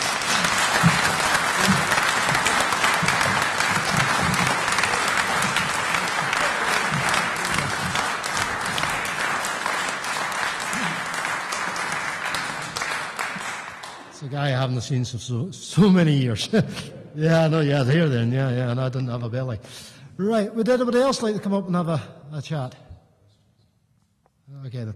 Right, what we'd like to do then is pass it out to you guys if you've got any questions to ask any of the guys and girls up there, or guys up here. What I'd ask you to do, though, if you have a question, if you just put your hand up, we've got a mic, a mobile mic, and...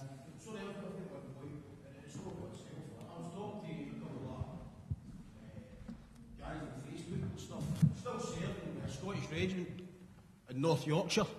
There's nothing in place unless the guys go online to vote on the 18th of September. I don't know if it's a ploy to keep guys in the workplace on that date, but I certainly think something maybe should have been done a while ago to make sure these guys will leave so they could get home and vote.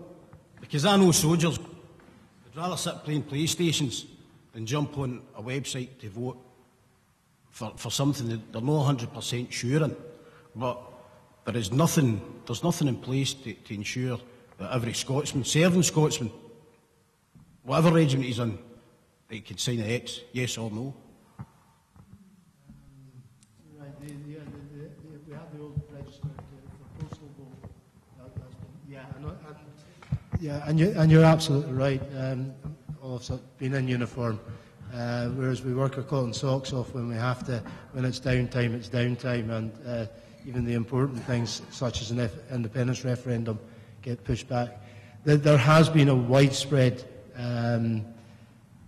campaign on Facebook, and let's face it, the generation we're talking about now in uniform are probably one of the most social media savvy group of people out there, so they should have been picking up on this. And I think the cut-off date is, what, the 2nd of September. So can everybody in this room, if you have got a fear of that or thinking about that with loved ones being away and stuff like that, can you please get onto Facebook, get emailing, whatever, and say, look, get onto the site, get onto the Electoral Register Commission and get these forms, because we need every vote. I mean, I think it's important that everybody votes anyway. I'd love to see it a yes vote, obviously, but we need to vote. Yeah, you okay with that, Jason? Aye, it's just been, for instance, yep. Scots Guards have just came back, because the way they operate now is they send companies at a time on training, but they overlap each other, so the regiment as a whole has been in Canada for the last 8 weeks. So, I mean, they're now back, working back in Yorkshire. There's young guys, now this is the mentality, your young soldier these days, they pay for their own food, whereas we used to get 3 square meals a day. That changed, that's another... Yeah, exactly. But these are the guys that would rather go and buy a bottle of Buckfast than a pot noodle. So to try and get them onto a website to register, when something could have been... just how do you orchestrate making sure a Scottish regiment's in leave or they've got the chance to get up to Scotland? I can actually respond to that. I'll stand up because you might not see me. In my last unit, I spent 3 years based in Watersham, just outside Ipswich. And one of my roles as the regimental admin warrant officer was also to be the electoral registration officer. And there was policy pushed out well over 5 years ago now that said that every unit must have an electoral registration officer. And part of the duty of that electoral registration officer was every year, as part of the MAT training, and the guys that are sat here will know what MAT training is. It's the mandatory training that the forces must undergo every year, which includes things like law of armed conflict, ranges, first aid and things like that. And one of those was electoral registration.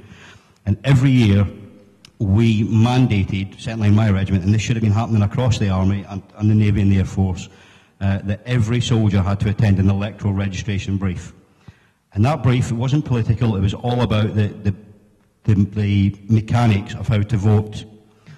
And we went through and we spent half an hour, because it's a quick thing, and we went through, we explained the website that you could go on to register, and you're absolutely right, soldiers can't always get on the website, but what we also had was a stack of paperwork there and then at the briefing that soldiers could come up, pick in and fill in then, and I, as the electoral registration officer, would even put it in the envelope and send it off for them.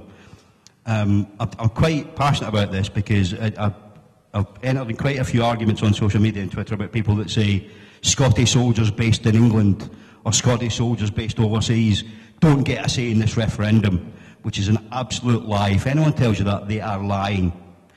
What a Scottish soldier can't do, however, if he lives in Cambridge or London, is register to vote in London and register to vote in Scotland. But what he can do is he can register as a service voter and put an address down in Scotland. And people say, what if you've not got an address in Scotland? I registered to vote the entire 27 years I was in the British Army. And I used a proxy vote. My wife there, which is my girlfriend, voted for me every year. The address I put down, knocked down about 20 years ago, because it was the address that I would have lived in had I not been in the Army. So I take your point, and if soldiers are not getting this information, and if you've still got friends serving, you need to be approaching probably the adjutant or the sergeant major of the RSM and say, why are we not getting an electoral registration brief? Thank you.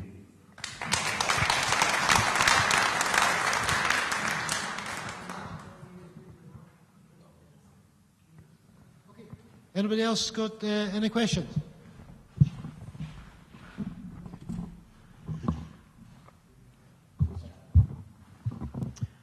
Do you think there's any truth in the claim that the British government, in the event of a majority yes vote, will come up with some device, much as they did in 1979, to nullify that vote? And if so, what's the Scottish Government's recourse? I think the answer is no. The whole world is watching this. Everyone knows what a majority is and what it means. I think one of the previous speakers outlined very effectively the fact that we have an absolute mandate to do this, having got a majority in the Parliament, having specifically said we're going to have a referendum on independence. But beyond that, you have the Edinburgh Agreement. No UK government could not respect that vote and withstand the international condemnation you would get for that. So I don't have that fear. I do think there will be very tough negotiations following on from the vote. But no, I don't think it will be challenged. The UK government, we have to take them at face value. They've said, and they've written down, David Cameron signed the agreement with Alex Salmond. This is a democratic process sanctioned by both sides, and the outcome will be respected by both sides. And I think that's what will happen. Well, I don't expect it to happen, but if it did, the main thing that would stop a government that wanted to do that, and I don't think the UK government does want to do that, but the main thing that would stop them is the international condemnation they'd receive. This is a sanctioned process, recognised as a model of its kind throughout the world.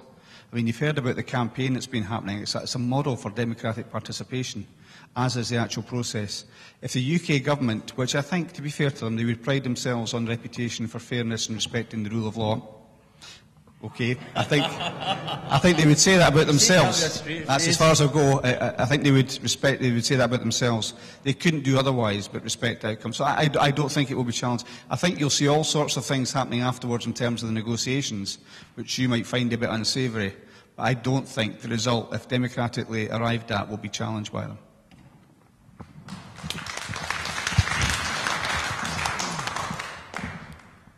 Hi, I'd like to thank the panel and all the contributors because it's been very enlightening and quite moving at times.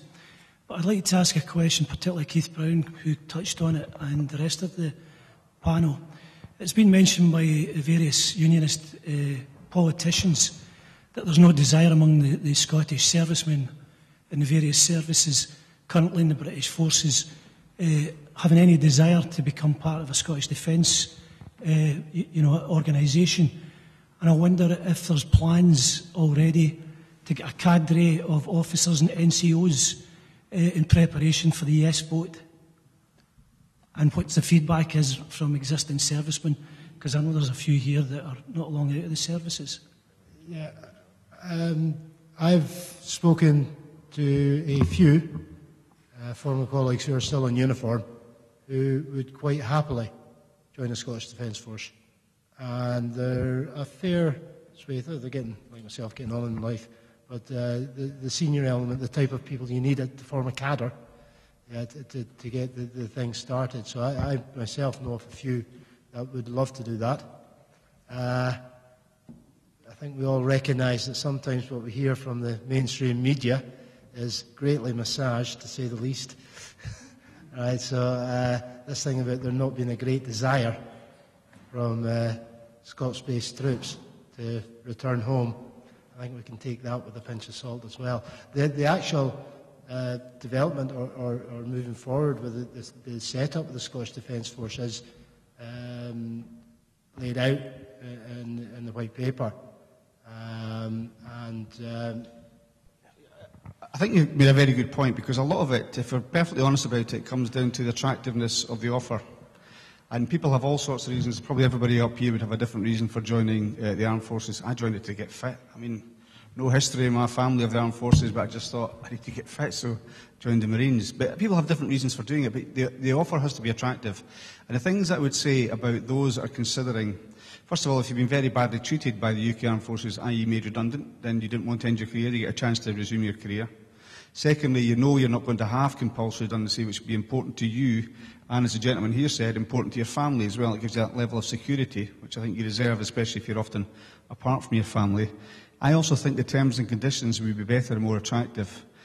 It used to be a great thing to have, especially if you were young, just joining up, have all the options of going, all the places around the world. Those options have narrowed dramatically, but what you often get is your home base is moved around, the education of your children is moved around. It's one reason why, for example, we're determined to keep the Queen Victoria School in Dunblane, which happens to be my constituency, but it gives some children of armed forces personnel an educational opportunity. So I think you have to make it more attractive. Beyond that, I think the things that people join the armed forces for, my view is we have virtually nothing left of a maritime presence in Scotland, and yet we need a substantial maritime presence. We've had huge cutbacks to the Coast Guards. We've heard not a major surface patrol vessel in Scotland. But we need to have that Coast Guard protection, also protection for the oil rigs. And to me, my party's view is we should stay part of NATO, and if you're part of NATO, you have to offer NATO something. And I think that maritime presence could lead to an expertise in, for example, anti-piracy, which would be attractive to people as well. And I think also part of a Scottish Defence Force could be a bit more, it might blur the edges of some of the services a bit, so you're doing different things. I think that's a real opportunity to do that.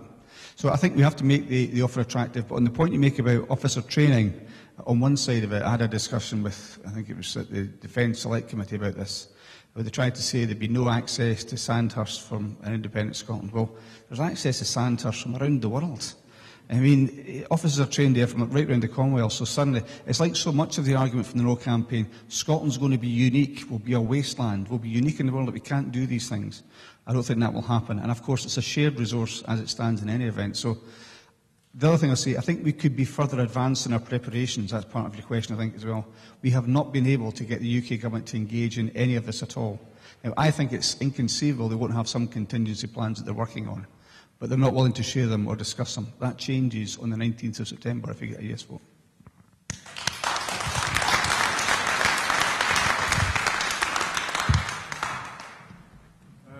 I'm one of these rarities nowadays. An ex-national serviceman.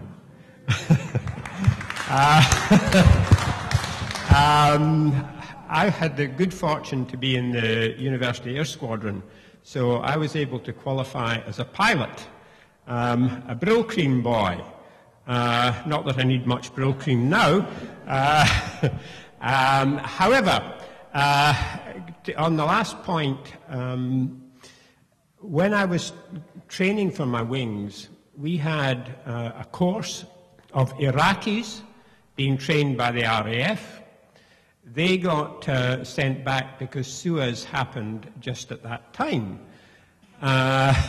We also had Norwegians being trained by the RAF. So there is an international arrangement for training people so that they get the good training. However, question. NATO is the North Atlantic Treaty Organisation.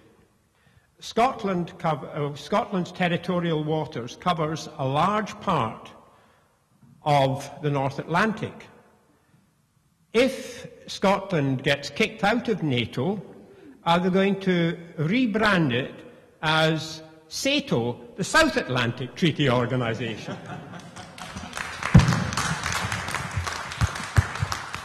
I don't think I've heard anyone of any note saying that Scotland would not slide beautifully in to take its place alongside our fellows in the North Atlantic Treaty Organisation.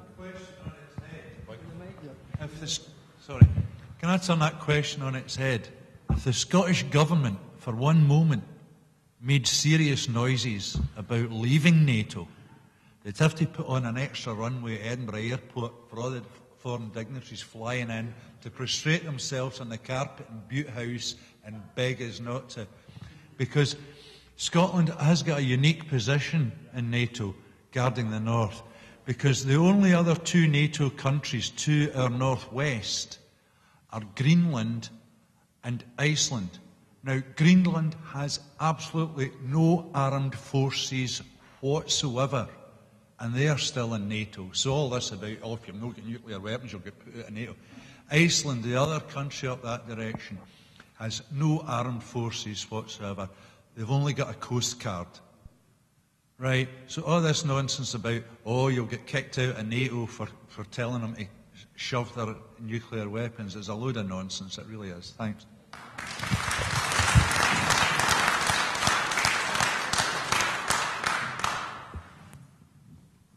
It's just a point for Keith, actually. I'm not going to put you on the spot totally, but one of the frailties, I think, of the British Armed Forces is when you mentioned officer corps, do you think we could have a Scottish Defence Force where the officers are selected based on ability and not necessarily the type of schools they went to?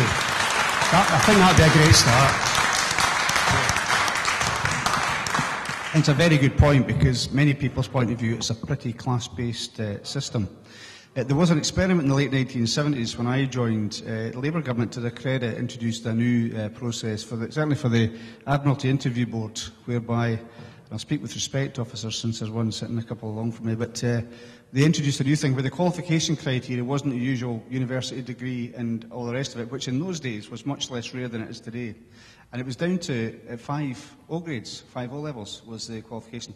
And I always thought, there's one or two stories I could tell about the comparisons between Marine officers and Guards officers. Well, I'll maybe not do that in present company.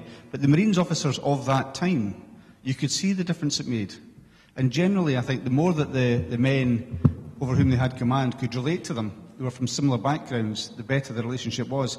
I mentioned before a guy, Scottish Veterans Residencies, and it happens, it's right across from the Scottish Parliament to Whiteford House, and the guy in charge of it until very recently was Ian Buchanan.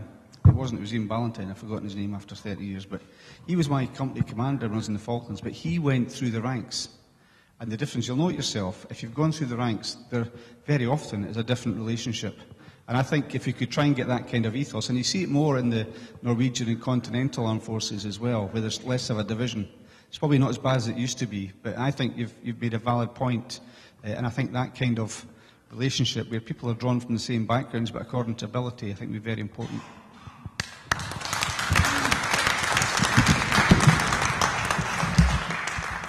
Just on the same point you were talking about NATO, I stumbled across a blog last night.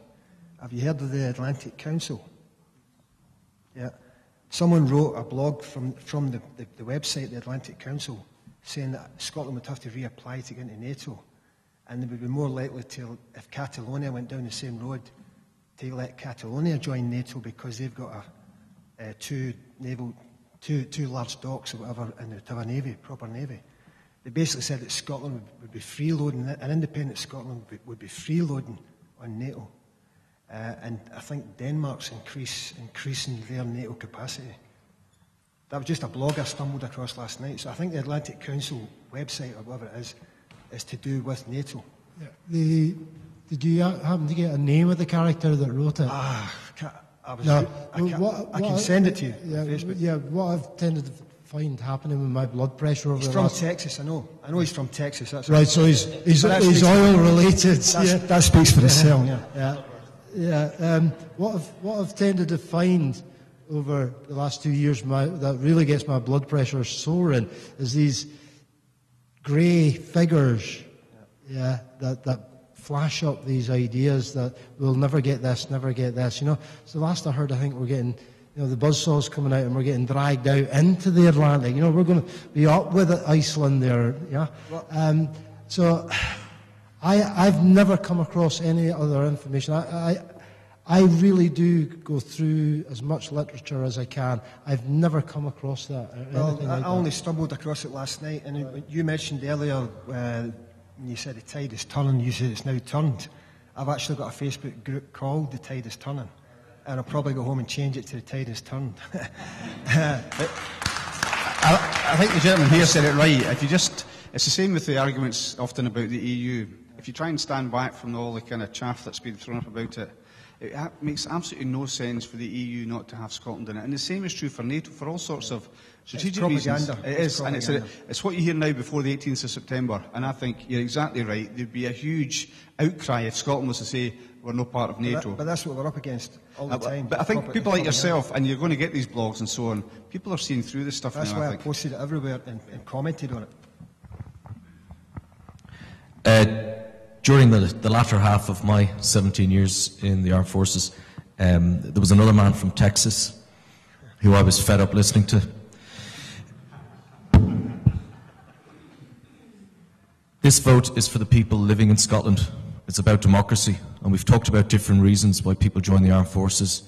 I wanted to travel the world as an engineer, I wanted to get some extra qualifications, etc. But at the end of the day, what we are doing is we are defending democracy, and we are prepared to put our life on the lines for democracy.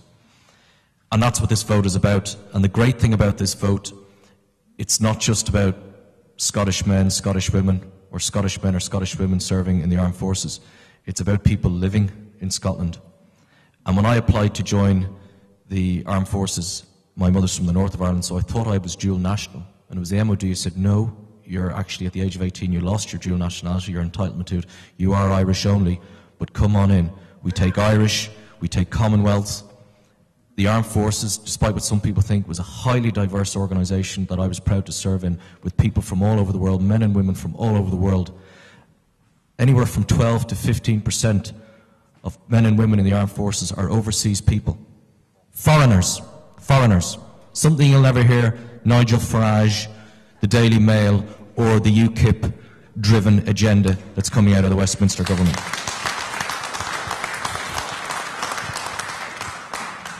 You okay with that one? Yeah, fine.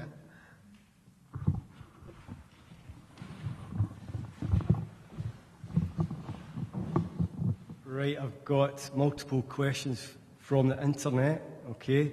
We don't have a lot of time, so if I read them out and if you find any of them interesting, maybe you want to answer, okay? Right, I've got Colin Izzet. He's saying, are the SNP proposals for the Scottish Defence Force realistic? One from Al Williamson. How would non-Scots feel about fighting for a Scottish Defence Force? One from Dan Paget. What kind of force do you think Scotland should have? What should their remit be? And two more. Can you handle it? Okay. Gillian Morrison. What happens to RAF Scots in England after independence? And one from Al. How does the Fergal chap feel about no subs in Scotland? And finally, one from me, right? How do you all feel about David Cameron quaffing champagne with the CBI in Glasgow? I'll answer the last question first. Yeah, I've been watching these things on telly. Yeah, as far as the popping of the champagne corks, I'm sure that rogue only came up here to upstage us, or try to. Right. Right. Many questions there to do with the setup of the Scottish Defence Force. The submarine issue. I'll pass Yeah, a little bit of history, and it was happening just around the time I was joining the submarine service. Strategic Defence Review, Cold War was coming to an end, and the MOD said to the Royal Navy, said to the submarine service, right, you need to cut your numbers.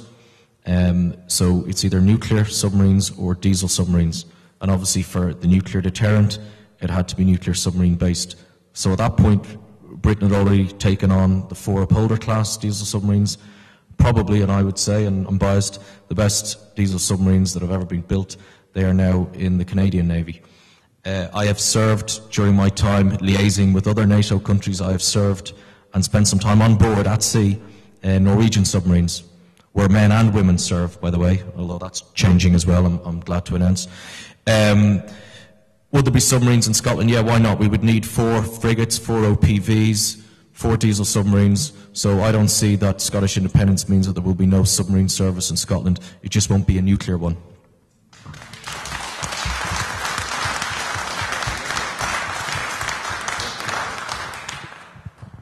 I'll go on to my side of the thing, the Brill Green Boys. Air Force, just now in the UK, we used to have quite a large search and rescue division that basically anyone was lost at sea, a helicopter would go out, or anything on oil rigs, the helicopters would go out and help them now. But now everything in the UK has been privatised. We no longer have RAF air sea rescue, or there's a small detachment of naval air sea rescue left, but it's all been privatised. It's now Bristol helicopters that do air sea rescue. So if we see the Air Force being privatised, we've now got a part-time army, which is mainly all territorial. SAS, I've nothing against the guy, they do a great job, you know, but I think it's wrong, you know. Scotland should have a full-time army, fully paid, a full-time Air Force, because if you've got Bristol helicopters that I was saying, all their pilots, as the lady was pointing out to me tonight, are ex-RAF air sea rescue pilots. Now, if you don't have any other pilots being trained to come through for air sea rescue, where are Bristol's going to get their pilots from? Because mainly all of them were all ex-RAF. So with everything being privatised, everything is going down the tube. And that's what I can say about the Air Force. We've lost Nimrod, which was the main surveillance aircraft. We've lost that. The vertical takeoff helicopters were all taken off the ships and put into mothballs. Now we've got a big aircraft carrier we've just built. We don't have any planes for it, you know, so where the hell are we going, you know? Whereas a Scottish Defence Force will know where we're going, because we'll have the money for it. And we know what we've got to defend, and we're not going to go out and fight any illegal wars with our boys.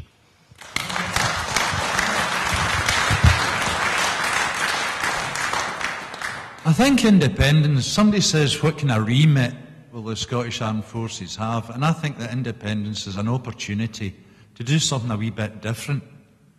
You know, there's a lot of skills in the armed forces that are easily transferable. I'm thinking particularly the Royal Engineers. Now, these guys can go in, build a runway, build a road, build a tented village, put up a field hospital, fresh water supply and sewerage. Now, all these skills need practice. You know, even military skills, which are really some of them are quite strange. And the best way to practice these things is to do them in the real world. I'd love to see the Scottish Defence Force, call it what you want, to be at the forefront of rescue and humanitarian aid. Wouldn't it be great if for once, when there was a disaster somewhere, the jocks were the first in, as usual, but this time for a good reason? Would it not be great if you turned on the news and there was a disaster somewhere? I mean, we see it every day on the television, Syria and all over the world. And like the Japanese have got a lot of expertise in this because they weren't allowed in armed forces after the war. They built a civil defence force, which is pretty enviable. But they deal with all the tsunamis and typhoons and earthquakes, which Japan is prone to. But I would love to be watching the news some night and there's some disaster somewhere and the first guy's in, I've got saltires sewn on their sleeves and they're building field hospitals in tented village to look after the disadvantaged and the refugees around the world rather than going around the world to kill people. We go around the world to help them. Thanks.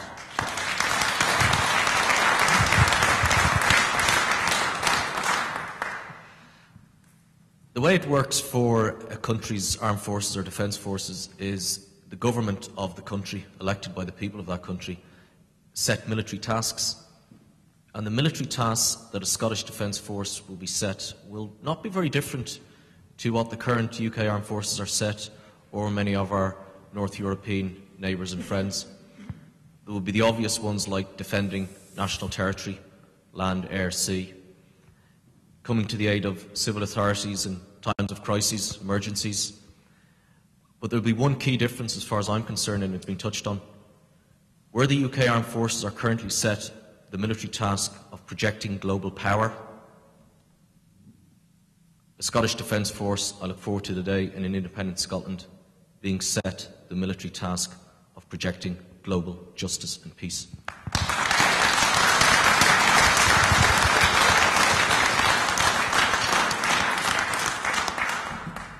Did we miss anything out there? Yeah.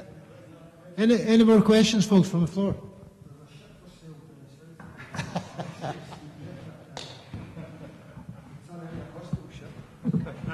There was two ships you mentioned earlier that don't have any aircraft. You could turn them into hospital ships. Yeah. As Jim Sillars already said, we could call them, instead of being weapons of mass destruction, we could call them weapons of something else. Yeah. Use them as hospital ships, basically. Absolutely. Mightily big hospital ships they'd be. Weapons of mass kindness, that's what Yep. Gentleman at the front here. My, that's a big one. Sorry, I couldn't help it. I know we mustn't get ahead of ourselves. There's still a lot of work to do to secure the vote. I can dream, though, a wee bit. With the breakdown of the power structures, with independence, we're going to see an entire new political dynamic across the British Isles. With the breakdown of those power structures, you think one day we might see Tony Blair indicted to The Hague for war crimes?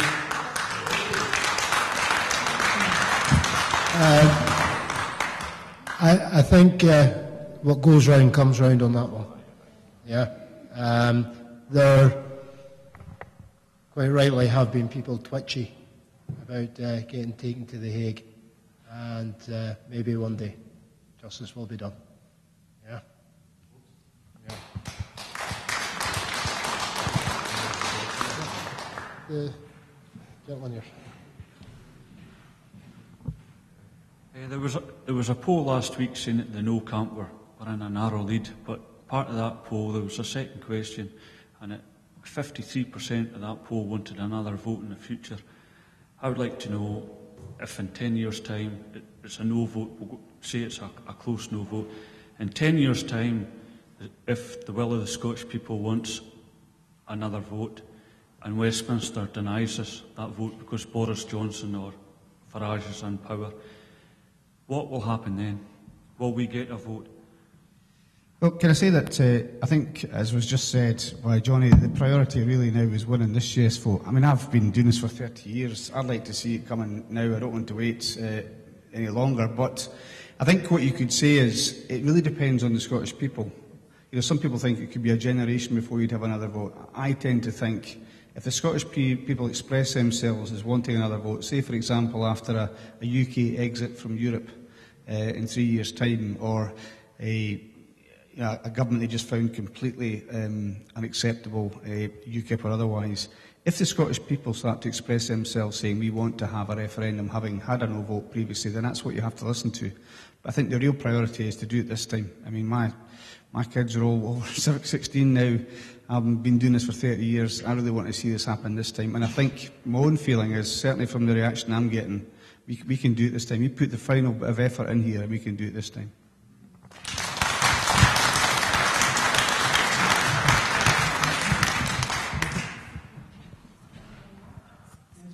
So I'd just like to say, for some of us that are old enough to remember the Vietnam War and how the tide turned then, and it was people like yourselves who led the vanguard because they had the legitimacy of having served the state, having been betrayed by the state basically, and they came back and told their stories, and it gave that a resonance which the politicians, and I'm not being unfair to Keith because he's been very good tonight, but it gave the campaign the legitimacy which turned what was happening in America. And I almost see yourselves as representing that wave of legitimacy which you're non-political in terms of you're not all politicians by and large. So it gives you the opportunity to tell a true and honest narrative of what has been going on. And hopefully the people who are online watching this will be moved to think about maybe a lot of the prejudices and long-held beliefs that they've had. I come from the same sort of background as a lot of you, not in terms of being in the military, but having a family who were in the military. And I listened to the stories of sacrifice. And concerned me when I was the amount of loss to the Scottish population over the last century, because we not only lost 200,000 men in 2 wars, one of which was completely unnecessary, the other wasn't, but the resultant population decline of 2 million people that left the country, which really made it kind of incomprehensible to me as to why we were still contributing a higher percentage of people to the forces. And now we've got the people coming back and saying, we don't need to do it for them anymore, we can do it for ourselves.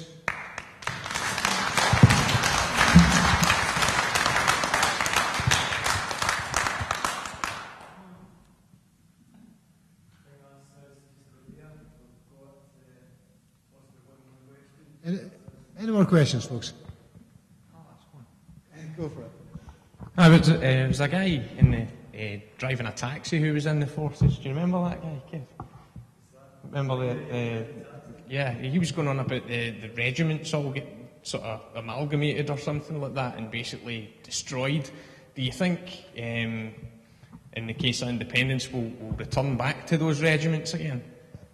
It's been again mentioned in the white paper that the Scottish Defence Force would very much like to get back to that. Now, you've got to remember the Scottish regiments were completely annihilated.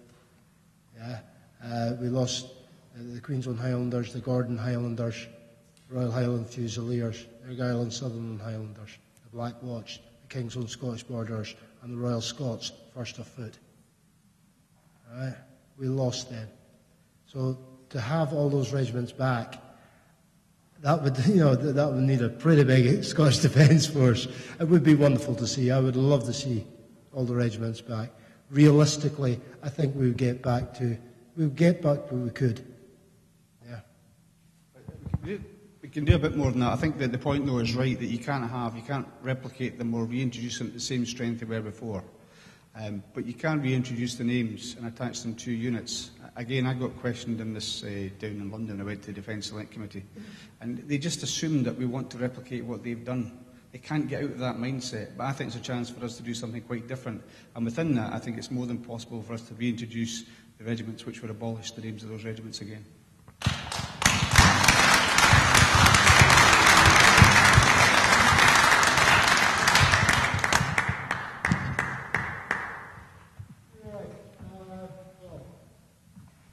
I'd just like to thank some people for tonight. First of all, I'd like to thank you guys. Is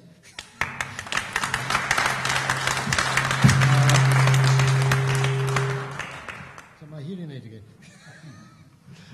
I'd like to thank the production teams here that have been doing all their magic stuff.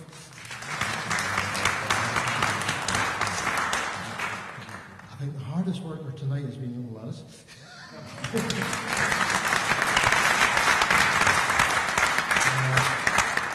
Keith for coming along and adding his weight to things. last, and certainly not least, these guys.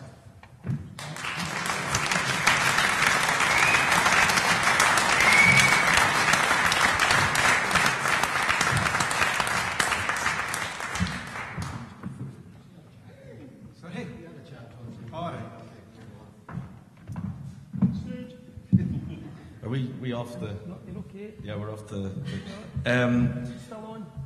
Oh yeah, well, whatever. You know, we live in an age where always assume there's a camera rolling on you.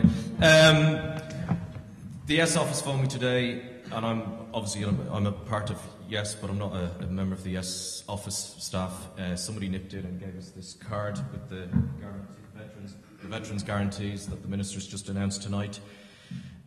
So I've been asked to organise a photograph with the minister in the middle, holding up this, with a whole lot of veterans around us. I'm very conscious of the fact, and it was mentioned, and I hope my wife wasn't watching this because I didn't mention, of course, but some others did, thankfully, the great sacrifice that families make. Sometimes we were away with our pals, sometimes having a great time, sometimes working hard, but you know, the spouses at home, the wives, and now the husbands are at home dealing with it. Quick story, when I came back off my last patrol, we did have an issue in the engine room. We had a bit of an emergency hydraulic burst, and I came home and the wife says, "Oh, how did it go?" And I said, "Oh, well, it was okay, it was usual stuff." I didn't go into some of the operational stuff, but I said we did have a hydraulic burst in the engine room. It all got a bit hairy. While I'd been away, there'd been a plumbing disaster and all the rest of it in the house, but I was going on about this hydraulic burst. And the first night at home, the 5-month-old wouldn't sleep. The 3-year-old was barfing, got some bug. We changed his sheets half a dozen times. We were up all night. We got to about 5:30 in the morning thinking, well, that's, you know, it's nearly breakfast time. Cup of tea each. And my darling wife, Carol, turned to me and went, "Hydraulic burst in the engine room?" Yeah. Yeah. Touche. Now, it was mentioned, I tried to hide the fact that I was one of those officer types. But I believe we've a few Warrant Officer 2s present, which is who an officer always turns to try and organise stuff. So can I ask a few Warrant Officers, and if it needs organising, can we get the Minister maybe standing here holding this card, and everyone, not just if you're ex-forces, but if you're a forces family, please come up and have your photograph taken with the Minister with this new veterans guarantee.